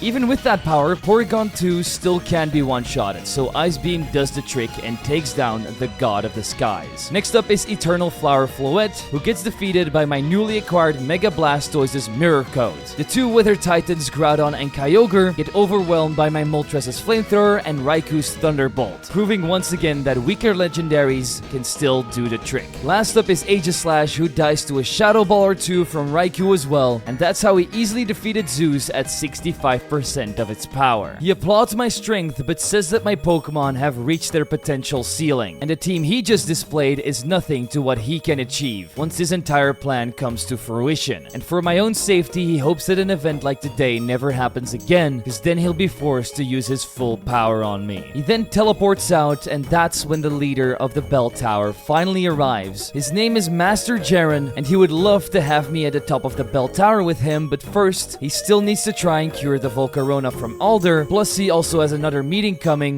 with a different Grand Elder of the Johto region. Once those are done, we'll be able to challenge him at the top of Bell Tower and see his special bond Pokemon. So I guess we need to go and explore the rest of Johto first. This led me to Olivine City, where the gym leader was yet again not around, but his star pupil is, and she told me that he's at the local lighthouse. So I climb to the top, where we see two people having a conversation with each other. One of them is the lighthouse keeper and the other is the gym leader Crom. They were debating the expansion of the port, and after that is done, Crom is going to leave the region in its entirety. He does, however, like the idea of having one last great battle before he departs, but to see if we're worthy of that, we first need to defeat the lighthouse keeper. Yeah, this old man didn't know what was coming for him. Yes, he had a Mega Ampharos, but it didn't matter because after a couple of minutes, he was defeated, and me and Crom would travel back to his gym where we could have our battle. If you didn't realize it yet, he does indeed specialize in the steel typing, and his team consisted of a Lucario, a Magnezone, Empoleon, Cobalion, Mega Steelix, and his ultimate D-Bond Pokemon Skarmory. This powerhouse looked like a Tick Demon from the future. It also seems to have 3 typings now due to its stainless steel ability, with electric type being the a third. This gave my Raikou the upper hand by using Shadow Ball to take it down, and with that, the mineral badge was ours. And this puts us halfway through the Johto leaders. 4 more to go. Our next victim should be Chuck in Cyanwood, but we need to make a quick stop at the Olivine port because there's a party going on there on a cruise ship and we're invited. And I could use some time off of this large mission,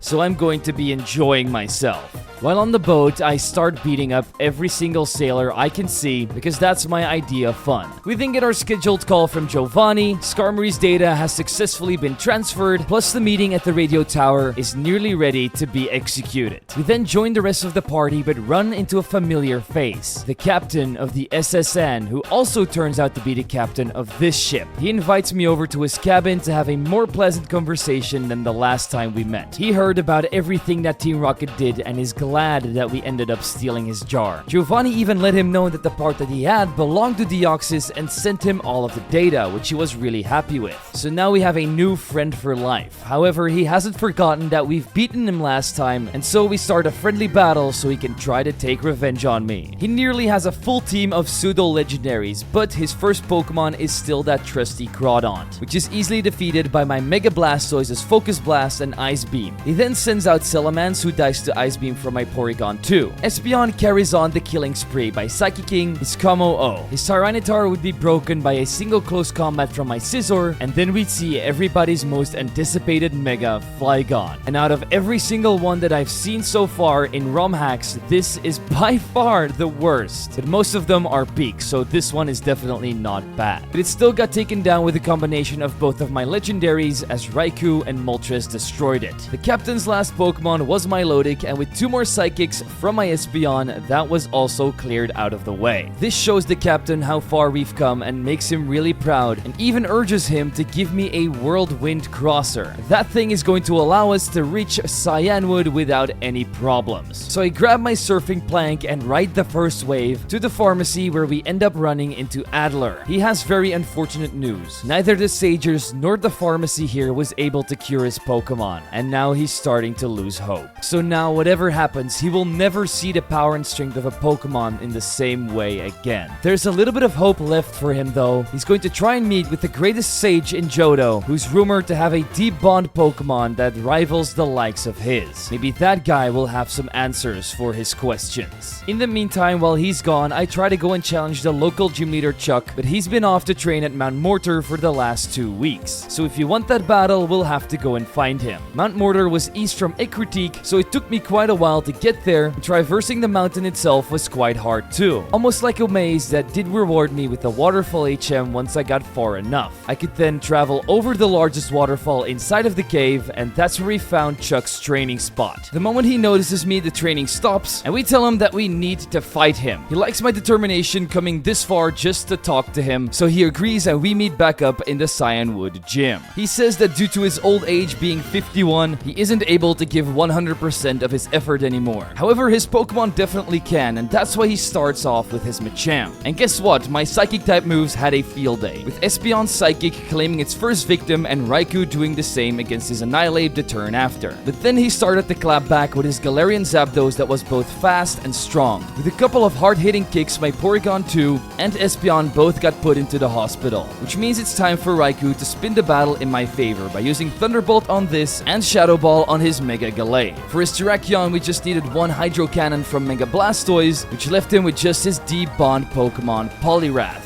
who due to its transformation seems to be turning into a ninja with more tadpole features like fins. I love this design, but I still had to wipe it off the face of the earth with Raikou's Thunderbolts. With the Storm Badge in hand, I'm ready to go and get my next gym badge, but the moment I step outside, one of my Team Rocket grunts comes up to me because Giovanni's grand meeting is finally going down and we need to be there. Me and Andra both arrive at the same time and get an elite pass to get to a secret floor so nobody can disturb us. As I'm heading further up, Proton stops me as he's sad that we're going to be seeing each other quite a lot less. And while Giovanni is still preparing the meeting, he thinks this is the perfect time for a little battle. Yeah, what did you expect? There is a reason this guy is still an executive while I have climbed up the ranks. It's clear that he has already reached the ceiling. He didn't even have a deep bond Pokemon, just a Mega Manectric. Once Proton was fully down, I headed upstairs and listened into a conversation between Archer, Giovanni, and the Dragon Master of Johto. He used to be Lance's mentor and he isn't really liking where Johto is going. going. He also feels incredibly guilty for turning Lance into the monster that he became in the war. And that's why the Dragon Master agrees to help us. But the moment he leaves, Giovanni says that Lance's punishment is yet to be delivered and will come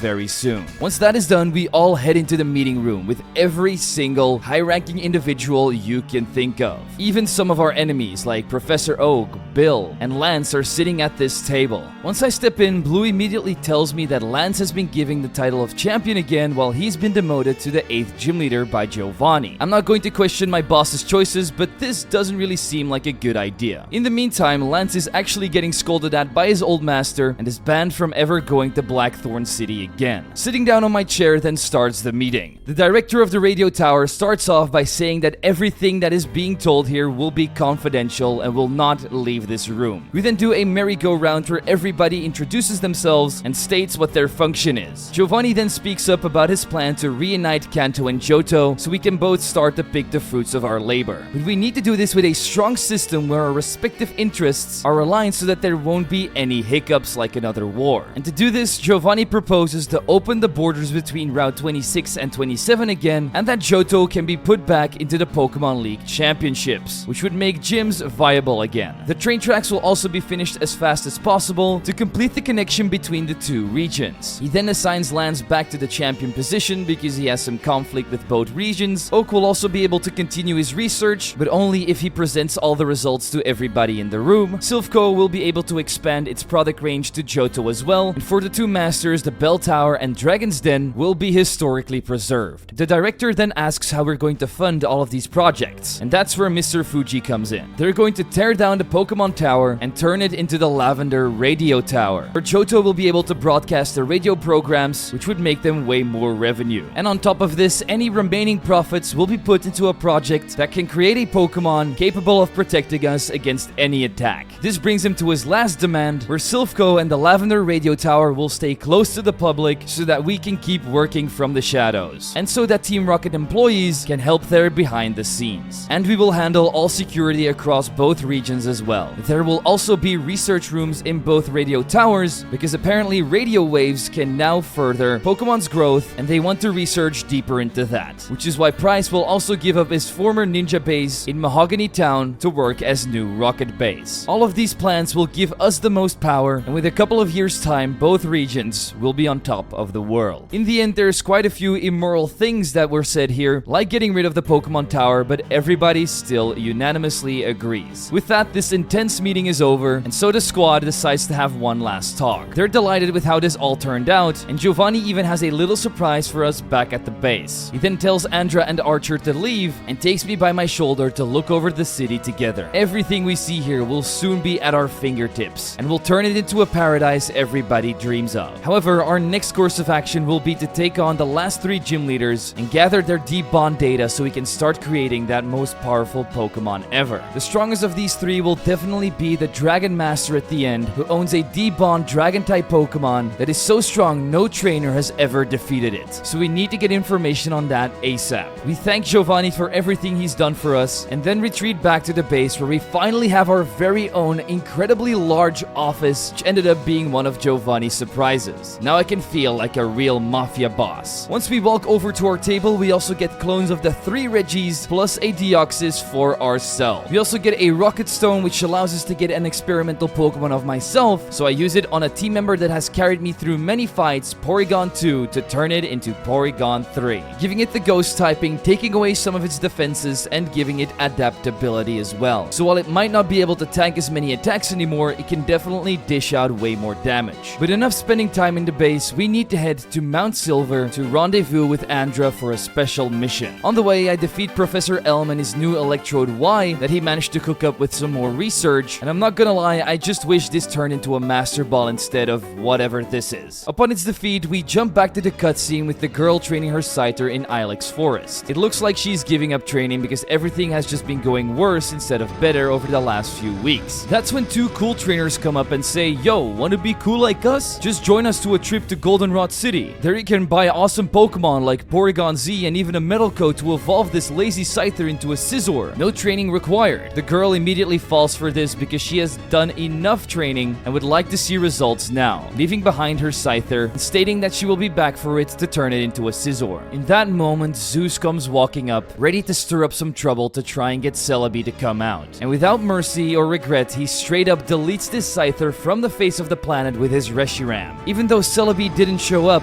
it didn't really matter to him because now it's time to visit the places that truly matter. So let's hope we'll be there again to stop him. In the meantime, however, we have finally made it to Mount Silver where we meet with Andra. She just climbed up to the top of Mount Silver and found Red there. She's easily been able to defeat him this time because he's just a vessel there without a purpose and doesn't really upgrade his team anymore. This made her realize that joining Team Rocket was the best choice they could have ever made to take a peek behind what real power looks like. And now that she has defeated the former Kanto champion, she wants to see if she can defeat the new one, Mewtwo. And so we throw out our Scizor against her Weavile and start off great by getting a kill with X-Scissor. But then she reveals a new experimental Pokemon, Electivire X, and I'm not gonna lie, I'm a big fan of this guy's design. I wish I would have picked one up for myself, but I've already used my Team Rocket Stone, so I'm forced to take it out with Raiku's Extrasensory due to it being fighting type now. Her Ursaring still exists, and while it is able to take down my Blastoise and tank a Focus Blast, my Porygon 3 can finish it off with a Tri-Attack. She then sends out her Crobat, and I'm surprised to see this turned into a Deep Bond Pokemon as well, giving it more spikes and wings that not only make it stronger, but also more menacing. It also traded in its Flying type for the Steel type, which meant that it didn't have a lot of weaknesses anymore, but it still couldn't survive a Psycho Boost from my Deoxys. Her last two Pokemon were Heracross and Mega Milotic, who both respectively got defeated by my Scizor's Psycho Cut and Raiku's Thunderbolts. Andra is proud of me for coming this far and even being able to defeat her at her best, but this doesn't mean she's going to stop grinding. As one of the leaders of Team Rocket, she needs to be strong to not fall behind on the rest of us. She'll also be hanging out around Johto from now because Giovanni wants her here to research more into Lugia and Ho-Oh so that we might be able to eventually find that Essence Pokémon. We then say goodbye and travel to the top of Mount Silver ourselves, where I got no satisfaction after defeating the empty vessel Red, who would be on top of the world if all these strong new Pokemon and mechanics didn't exist. Upon our victory, we hear the Dragon Master coming from behind us and says that we shouldn't be placing our failed experiments here on top of Mount Silver because it's quite a sacred place. However, he does also realize that we are one of the best trainers in the world and treat battles with the utmost respect. And that's why him and the Master of Ekritik City invite him to visit the Bell Tower, climb its peak, and behold Johto from the best view possible. So we accept his invitation and go to the Bell Tower where we see Alder flying away. The Dragon Master also comes out and informs me that Alder's Volcarona cannot be cured, so it will remain in this incredible state of power until it drains itself of its own life energy, and it seems like Alder has finally come to terms with that. He then guides me inside of the Bell Tower, and as I climb up floor after floor, we eventually run into Agatha, who just like any other Elite Four member falls to me in a matter of minutes. She then takes me upstairs where we finally meet the Master of the Bell Tower. He was already awaiting my arrival and explains that this sacred place was once the nest of Ho-Oh, and that's why our battle will commend right here on the ashes of the majestic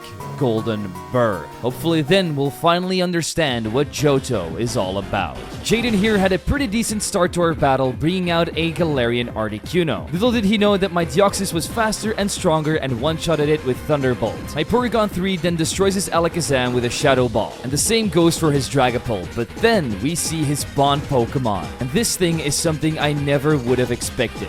A Bond Eevee that has mastered all the elements and is looking straight like a Kitsune from Naruto. I love how they've made this little fox look godlike, but in the end it was all an illusion with his Hisuian Zoroark. Still, my Blastoise overpowered it with Hydro Cannon and Ice Beam, and that's when the real deal came out. We immediately noticed that it has the Protein ability, so it just changes typing depending on what move it uses. It was quite strong, being able to one-shot my Scizor and also taking down my Deoxys after tanking a Psycho Boost, but with one more Raiku's Thunderbolt, the White Fox was also down for the count. He only had one Gengar left, and with two more Shadow Balls from my Raikou, we managed to come out on top against the leader of the Bell Tower. Our battle even turned out to be so perfect that it summoned Ho-Oh back to its nesting place, where we're able to witness its glory and beauty right in front of our eyes. However, during our admiring session, Zeus shows up and says that we're both pathetic, and then proceeds to throw out his Groudon, battle Ho-Oh, and capture it from under under our noses. Jaden then goes on to scold at Zeus, telling him that he's just another mercenary out for power, and that if our Pokemon were still fresh, we'd teach him a lesson. But Zeus isn't here to listen to some preachings of an old man, and says that he could easily crush both of us, and he's going to prove it by destroying me with only 80% of his full power. So let's show him that he's highly underestimating my powers. We're surprised to see him starting out with Lugia, which means he's already got both Pokemon needed in order to summon the Essence God. And with its multi-scale, it's easily able to tank a Thunderbolt from my Deoxys and take me down with Surf. So I send out Raikou and take it out of the sky with another one of those. His Groudon is then up against my Mega Blastoise, but because of the drought, my Hydro Cannon doesn't even do half and we get KO'd by 2 Earthquakes. So I send out Porygon 3 to deal with it by using Ice Beam. Mega Rayquaza was out next, and the only reason we won here is because he missed a Draco Meteor, which allowed us to hit an Ice Beam, and with the Life Orb damage on the next turn, he'd take himself out. Kyogre then came in to one-shot my Moltres, so I clapped back with Raikou to send it back to the bottom of the sea. He still had 2 legendaries left, starting off with Reshiram, who would easily survive a Calm Mind boosted Extra Sensory and take down my Raikou, leaving me with just Scizor. I still cut it in half, and now it was my Scizor against his Zekrom, a matchup I knew I was going to lose. So like a real crook, I preemptively revived my Deoxys once I hit an X-Scissor and brought it down with one more Ice Beam.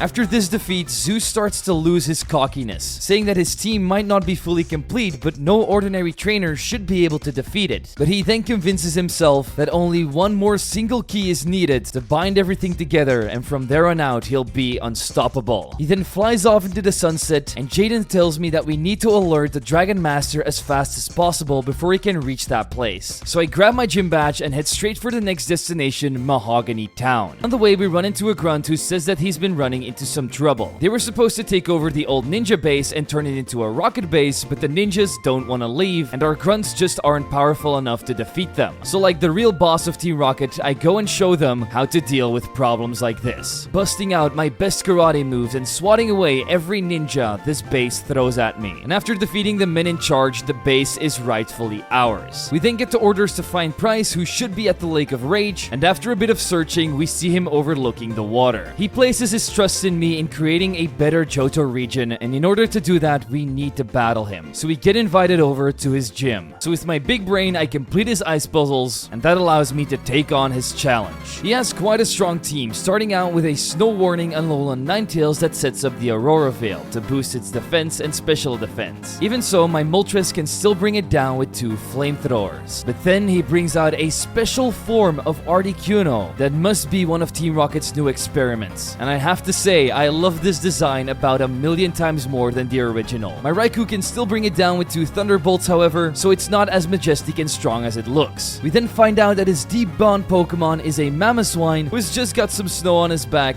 grew some more hair, and has larger tusks with ice on it. But it's somehow still faster than my legendary bird, and we get taken out with a head charge. Luckily, I have the perfect physical wall in the back as my Mega Blastoise tanks 2 of those head charges and kills it with 2 more Hydro Cannons. The next 2 Pokemon are Baxcalibur and Galarian Darmanitan, who both get killed by my Scizzor's Meteor Mashes and close combats, leaving him with just a Starmie, a Pokemon I never would have expected here until he busted out a Mega Stone that turned it into a godlike glass cannon, one-shotting my legendaries left, right, and center until I brought out Porygon 3, who could survive a hit and then blasted away with a Hyper Beam. This not only gives us Price's respect, but also the Glacier Badge, and he tells me that our next goal is to get through Ice Path. So I leave town and follow the road that's supposed to lead there. But when I'm about to approach the entrance, we get stopped by Alder. He came to me to say goodbye, as he plans to travel back to his homeland in Unova, so that his Volcarona can see the region where it grew up in one last time. But he also realizes that this journey wasn't in vain, despite Volcarona not being able to be cured, because the leaders here have made him understand that exploring Pokemon's limits is something we must all do, and that he should get the best out of Volcarona while it still lasts. And he's heard so many rumors about how great of a trainer I am, so he would like me to be Volcarona's last battle, and I'd be glad to see its light shine one last time. So let's do this. He somehow led off with the legendary Regieleki that survived a close combat, and as I was about to hit it with another X-Scissor, he swapped out into his Volcarona.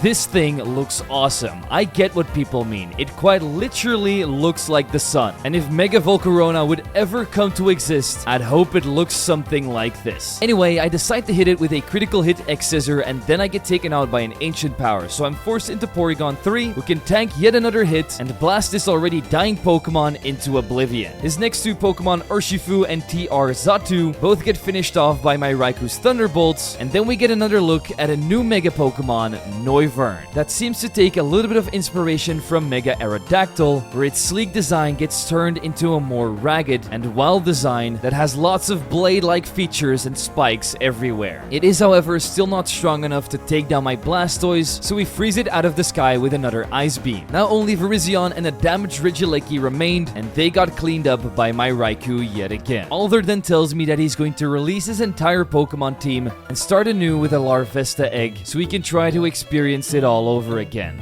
This might mark the end of his journey, but mine is just getting started. We say our goodbyes and head over to Ice Path, but just as I'm about to start traversing it, we get a call from Giovanni telling me to come to HQ. Once we arrive, he says that the Ruins of Alph are going to be placed under strict vigilance. Giovanni also says that the Volcarona we just faced has 660 base stats with over 190 in special attack, the highest ever recorded. This will for sure give them enough information to perfect Mewtwo and give him even higher special attack. But the main reason he called me here is because Zeus is going after the Ruins of Alph. However, we still need more information to find out what he's going to do there. So Giovanni needs me to go back to Lavender Town and speak to the cult leader. Perhaps he'll be able to help us out more. So we head back to Lavender, use the trapdoor, and travel through the caverns to reach the cultist's base. On the way, we do indeed run into more of them worshipping the Essence God, and at the heart of the graveyard, we find their leader Lareb, who tells me not to say a word and let my Pokemon speak for me. So I use my Blastoise to lead off against this Stakataka again. Crumbles to a dust quite easily, but is still able to set up some Stealth Rocks. We also managed to one-shot his Hydreigon with Focus Blast, but his Unbound Hoopa would not be as forgiving. So I knew I had to swap in Scizor, tank a Hyperspace Hole, and hit it with the 4x super effective X-Scizor to bring in his Yveltal. He told me this Pokemon could easily end my life in a matter of seconds, but I wasn't afraid of it and used Blastoise's Ice Beam to get an incredibly lucky freeze on it. I then swapped out into Raikou to guarantee the kill with Thunderbolt. The last remaining two Pokemon, Darkrai and Mew, also died to my Raikou's Thunderbolts and Shadow Balls, which showed him that we have grown even stronger since last time. Lyreb then states that he doesn't really flatter people, but the point that we've reached so far is incredibly impressive. So much so that we've nearly reached the limits set by the creator itself. I take this with great pride and honor, but still go on to tell him that Zeus captured Lugia and Ho-Oh. But Lyreb says that this probably has nothing to do with the Essence Pokemon. It has to do with something else he's trying to summon. Maybe he has information about some kind of legend Lyreb has never heard about. Either way, it's going to be inferior to the Essence Pokemon itself. So he urges me to go to the Ruins of Alph and take on this challenge, because no other entity than God itself could probably strike me down right now. So he tells me to go into those ruins with a smile on my face to retrieve Lugia and Ho-Oh so he can show me the true ritual to summoning God. With this knowledge, I head back to Johto, and because we still have to wait for Zeus to strike, my only way forward was the ice puzzles that led me to Blackthorn City. The gym there was blocked off, and the security man told me that if we want to challenge the Dragon-type master that rules here,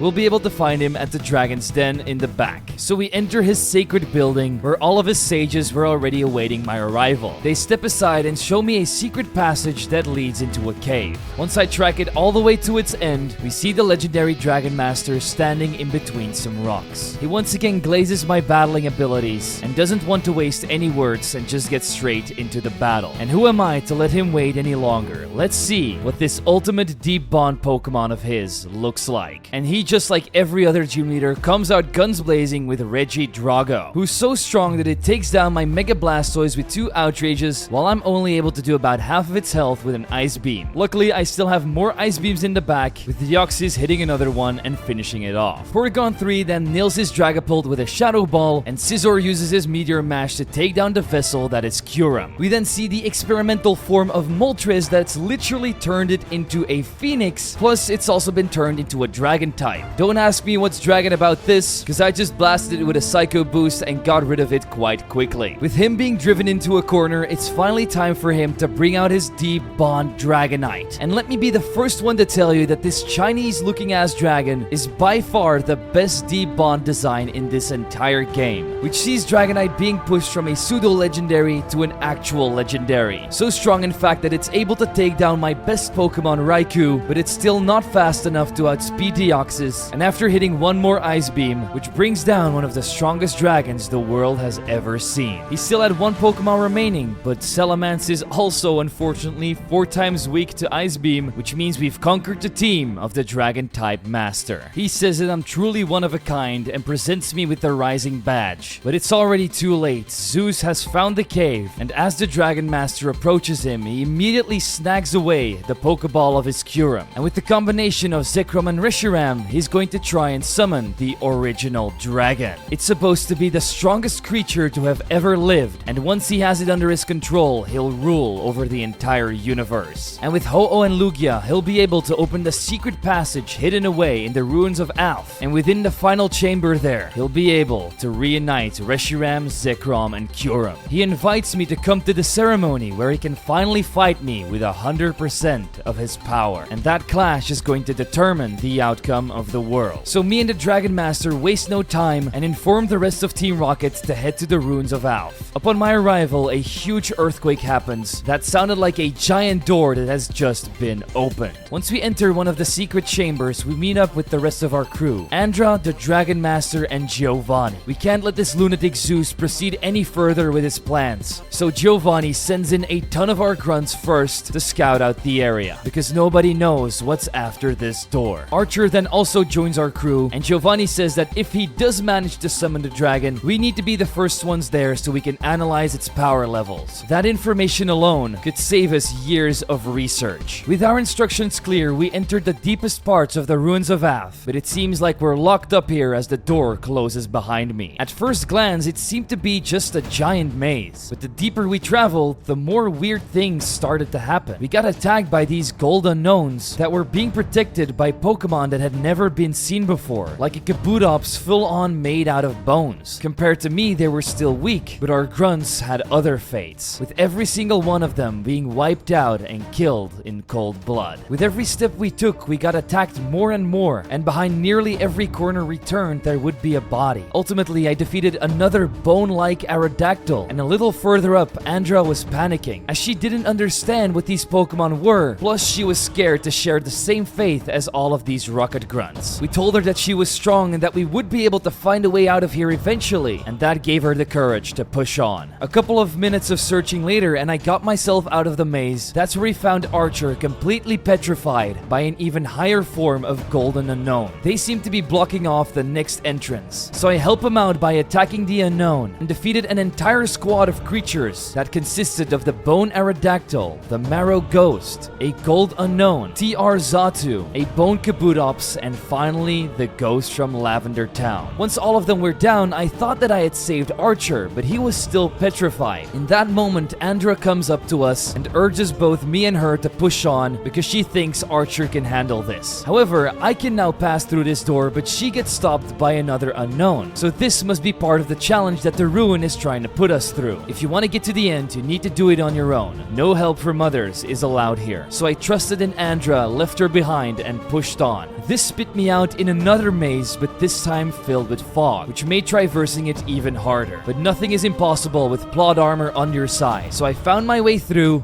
and reached the next checkpoint where the Dragon Master was busy battling the next unknown. So we jump into the fight as well and defeat yet another Aerodactyl and expected more weird abominations, but instead I was met with the origin form of Dialga, the deity of time and one of God's most loyal servants. This makes it clear that we are indeed meddling with powers beyond our beliefs, but we can't give up now. So I ordered my Deoxys to blast it out of the way with its focus, but our battle wasn't over yet. We still had the perfect form of the golden Ho-Oh that needed to be defeated. It's a shame that such a sacred beast needs to go down, but we need to put a stop to this chaos. So I used my Blastoise's mirror coat to blast its own attack back at him and stepped foot into the next chamber, where we'd be met with a labyrinth of ice and water puzzles. While shivering and wet, I still managed to conquer those too, and it seems like my boss Giovanni has also made it this far. He tells me that this is going to be the final test, where we will probably see Primal Lugia that takes all of its powers from the ocean. So Giovanni won't be able to push forward anymore due to all of his ground types. So he leaves the fate of the earth in my hands. So let's make our boss proud one last time and challenge this final golden unknown. Here Raikou would deal with Kabutops. Then Origin Palkia would get its spatial rent countered back at it by my Blastoise's mirror coat, which finished it off too, leaving just one Pokemon, Primal Lugia. I have to say, I'm in love with this design. It looks amazing. It's exactly what I would have expected of such a strong Pokemon. But even powerful beasts like this can easily be brought down with the combined power of my Raikou's Thunderbolt, Deoxys' Psycho Boost, and Scizzor's X-Scissor. Once the Primal Lugia falls, the unknown disappears. Giovanni believes in me, but also says that he finally understands what the Elder was saying. We shouldn't be messing with powers like these, nor should we try to recreate them, because in the end, they will only lead to catastrophes and war. So if we somehow manage to survive this whole ordeal, we'll stop chasing that dream for good. I shared this opinion as well, so let's save Kanto and Johto from this lunatic before it's too late. We step into that final room, but he's already summoned Zekrom and Reshiram. He says that this place emits a radiant energy that returns all legendaries to their primal forms, which is what we saw with Ho-Oh and Lugia, and now even his Groudon and Rayquaza have done the same. But even that is not enough for him, as he commences the ritual by throwing out Kyurem, and within an instant flash, all three of them are combined, and behind him is a monstrosity fusion, which makes him ready to attack me with 100% of his power. But that wasn't even enough. He even acquired the Pokemon God Arceus, which he chooses to send out first. God or not, Scizor still one-shots it with close combat.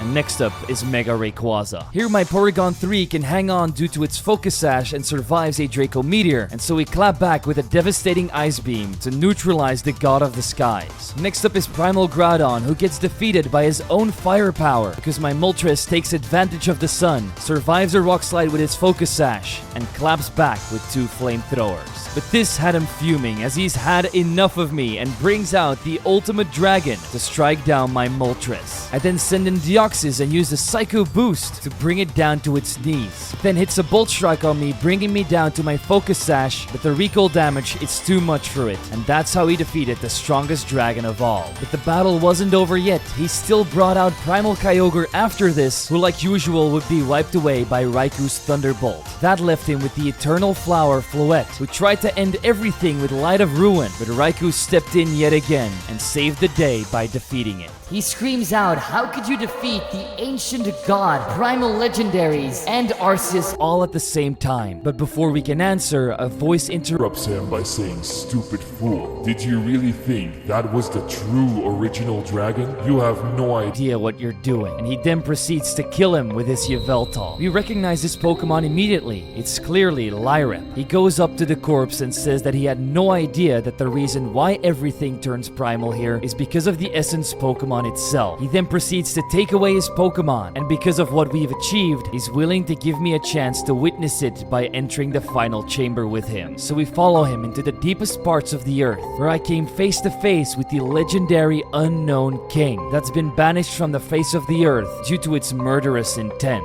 He had more creatures helping him out too, a ghost and the king of the underworld, Giratina. But even these three demons from hell were defeated by the brilliance that is my team. The demon Unknown King then disappeared, and we ventured further into the Black Abyss, where Lyrep tells me that we're currently buried hundreds of meters under Ecruteak City's bell tower, which explains why Lugia and Ho-Oh were needed to get in here in the first place. This is the spot where the Essence Pokémon migrated back when he rejected the Kanto cult thousands of years ago. But Lyrep believes that it belongs to Kanto and needs it to return there so that the rest of his cult will never stop believing. And then he tells me to watch closely. He then carefully places Mew on a pedestal in front of him, and then in a huge flash of light, it transforms into the Essence Pokémon that we we know as Missing No. But it didn't shape everything all by itself. There were two others that started everything. So he uses Missing No's powers to summon them as well. First up, the Primal Ultimate Dragon in its true form. And secondly, the God of the Universe, Primal Arceus. And now he's going to use all three of these Pokemon to bring the Lavender cult to ultimate perfection so that they can forever live in a paradise. He then also apologizes to me because we would have made for a great cult member, but the power of immortality only awaits for him. And that's when he uses their combined powers to attack me. And that's how my fight started against God Lyrep and his Primal Arceus. It isn't looking too great for me because this thing not only changes its typing once it gets hit with a move, but also when it hits you with a certain move. With this ability and its insane amount of power, it's easily able to take down my Scizor and Raikou. However, my Deoxys hung on with its Focus Sash and somehow still brought down the first Primal God with a Psycho boost. He'd then bring out Missing No, who does indeed exceed the limit of reality, with it being level 101. But with all of that power, it still wasn't able to break my Blastoise's shell, so we took this opportunity to reflect its Light of Ruin back at it, which allowed us to defeat it with its own power, leaving Lyrep with just the power of the original dragon. So I send in Team Rocket's very own experiment, Porygon 3, survive one of its dragon rushes with my Focus Sash, and clap back with the biggest Hyper Beam the world has ever seen to defy and overcome the final Pokemon God. Lyrep doesn't understand how this team of unbeatable Pokemon somehow got defeated, but Missing No then explains that he was the one who failed, not the Pokemon. Missing No then zaps him away into nothingness, which leaves us alone with Missing No, who turns everything back to normal. In the meantime, Andra has reached Giovanni, and the both of them are incredibly worried that we would lose against Lyrep because he managed to pass through these unknowns with some kind of magic without fighting. But just in that moment, an earthquake happens. The golden unknowns disappear, which notifies Giovanni and Andra that we have done it.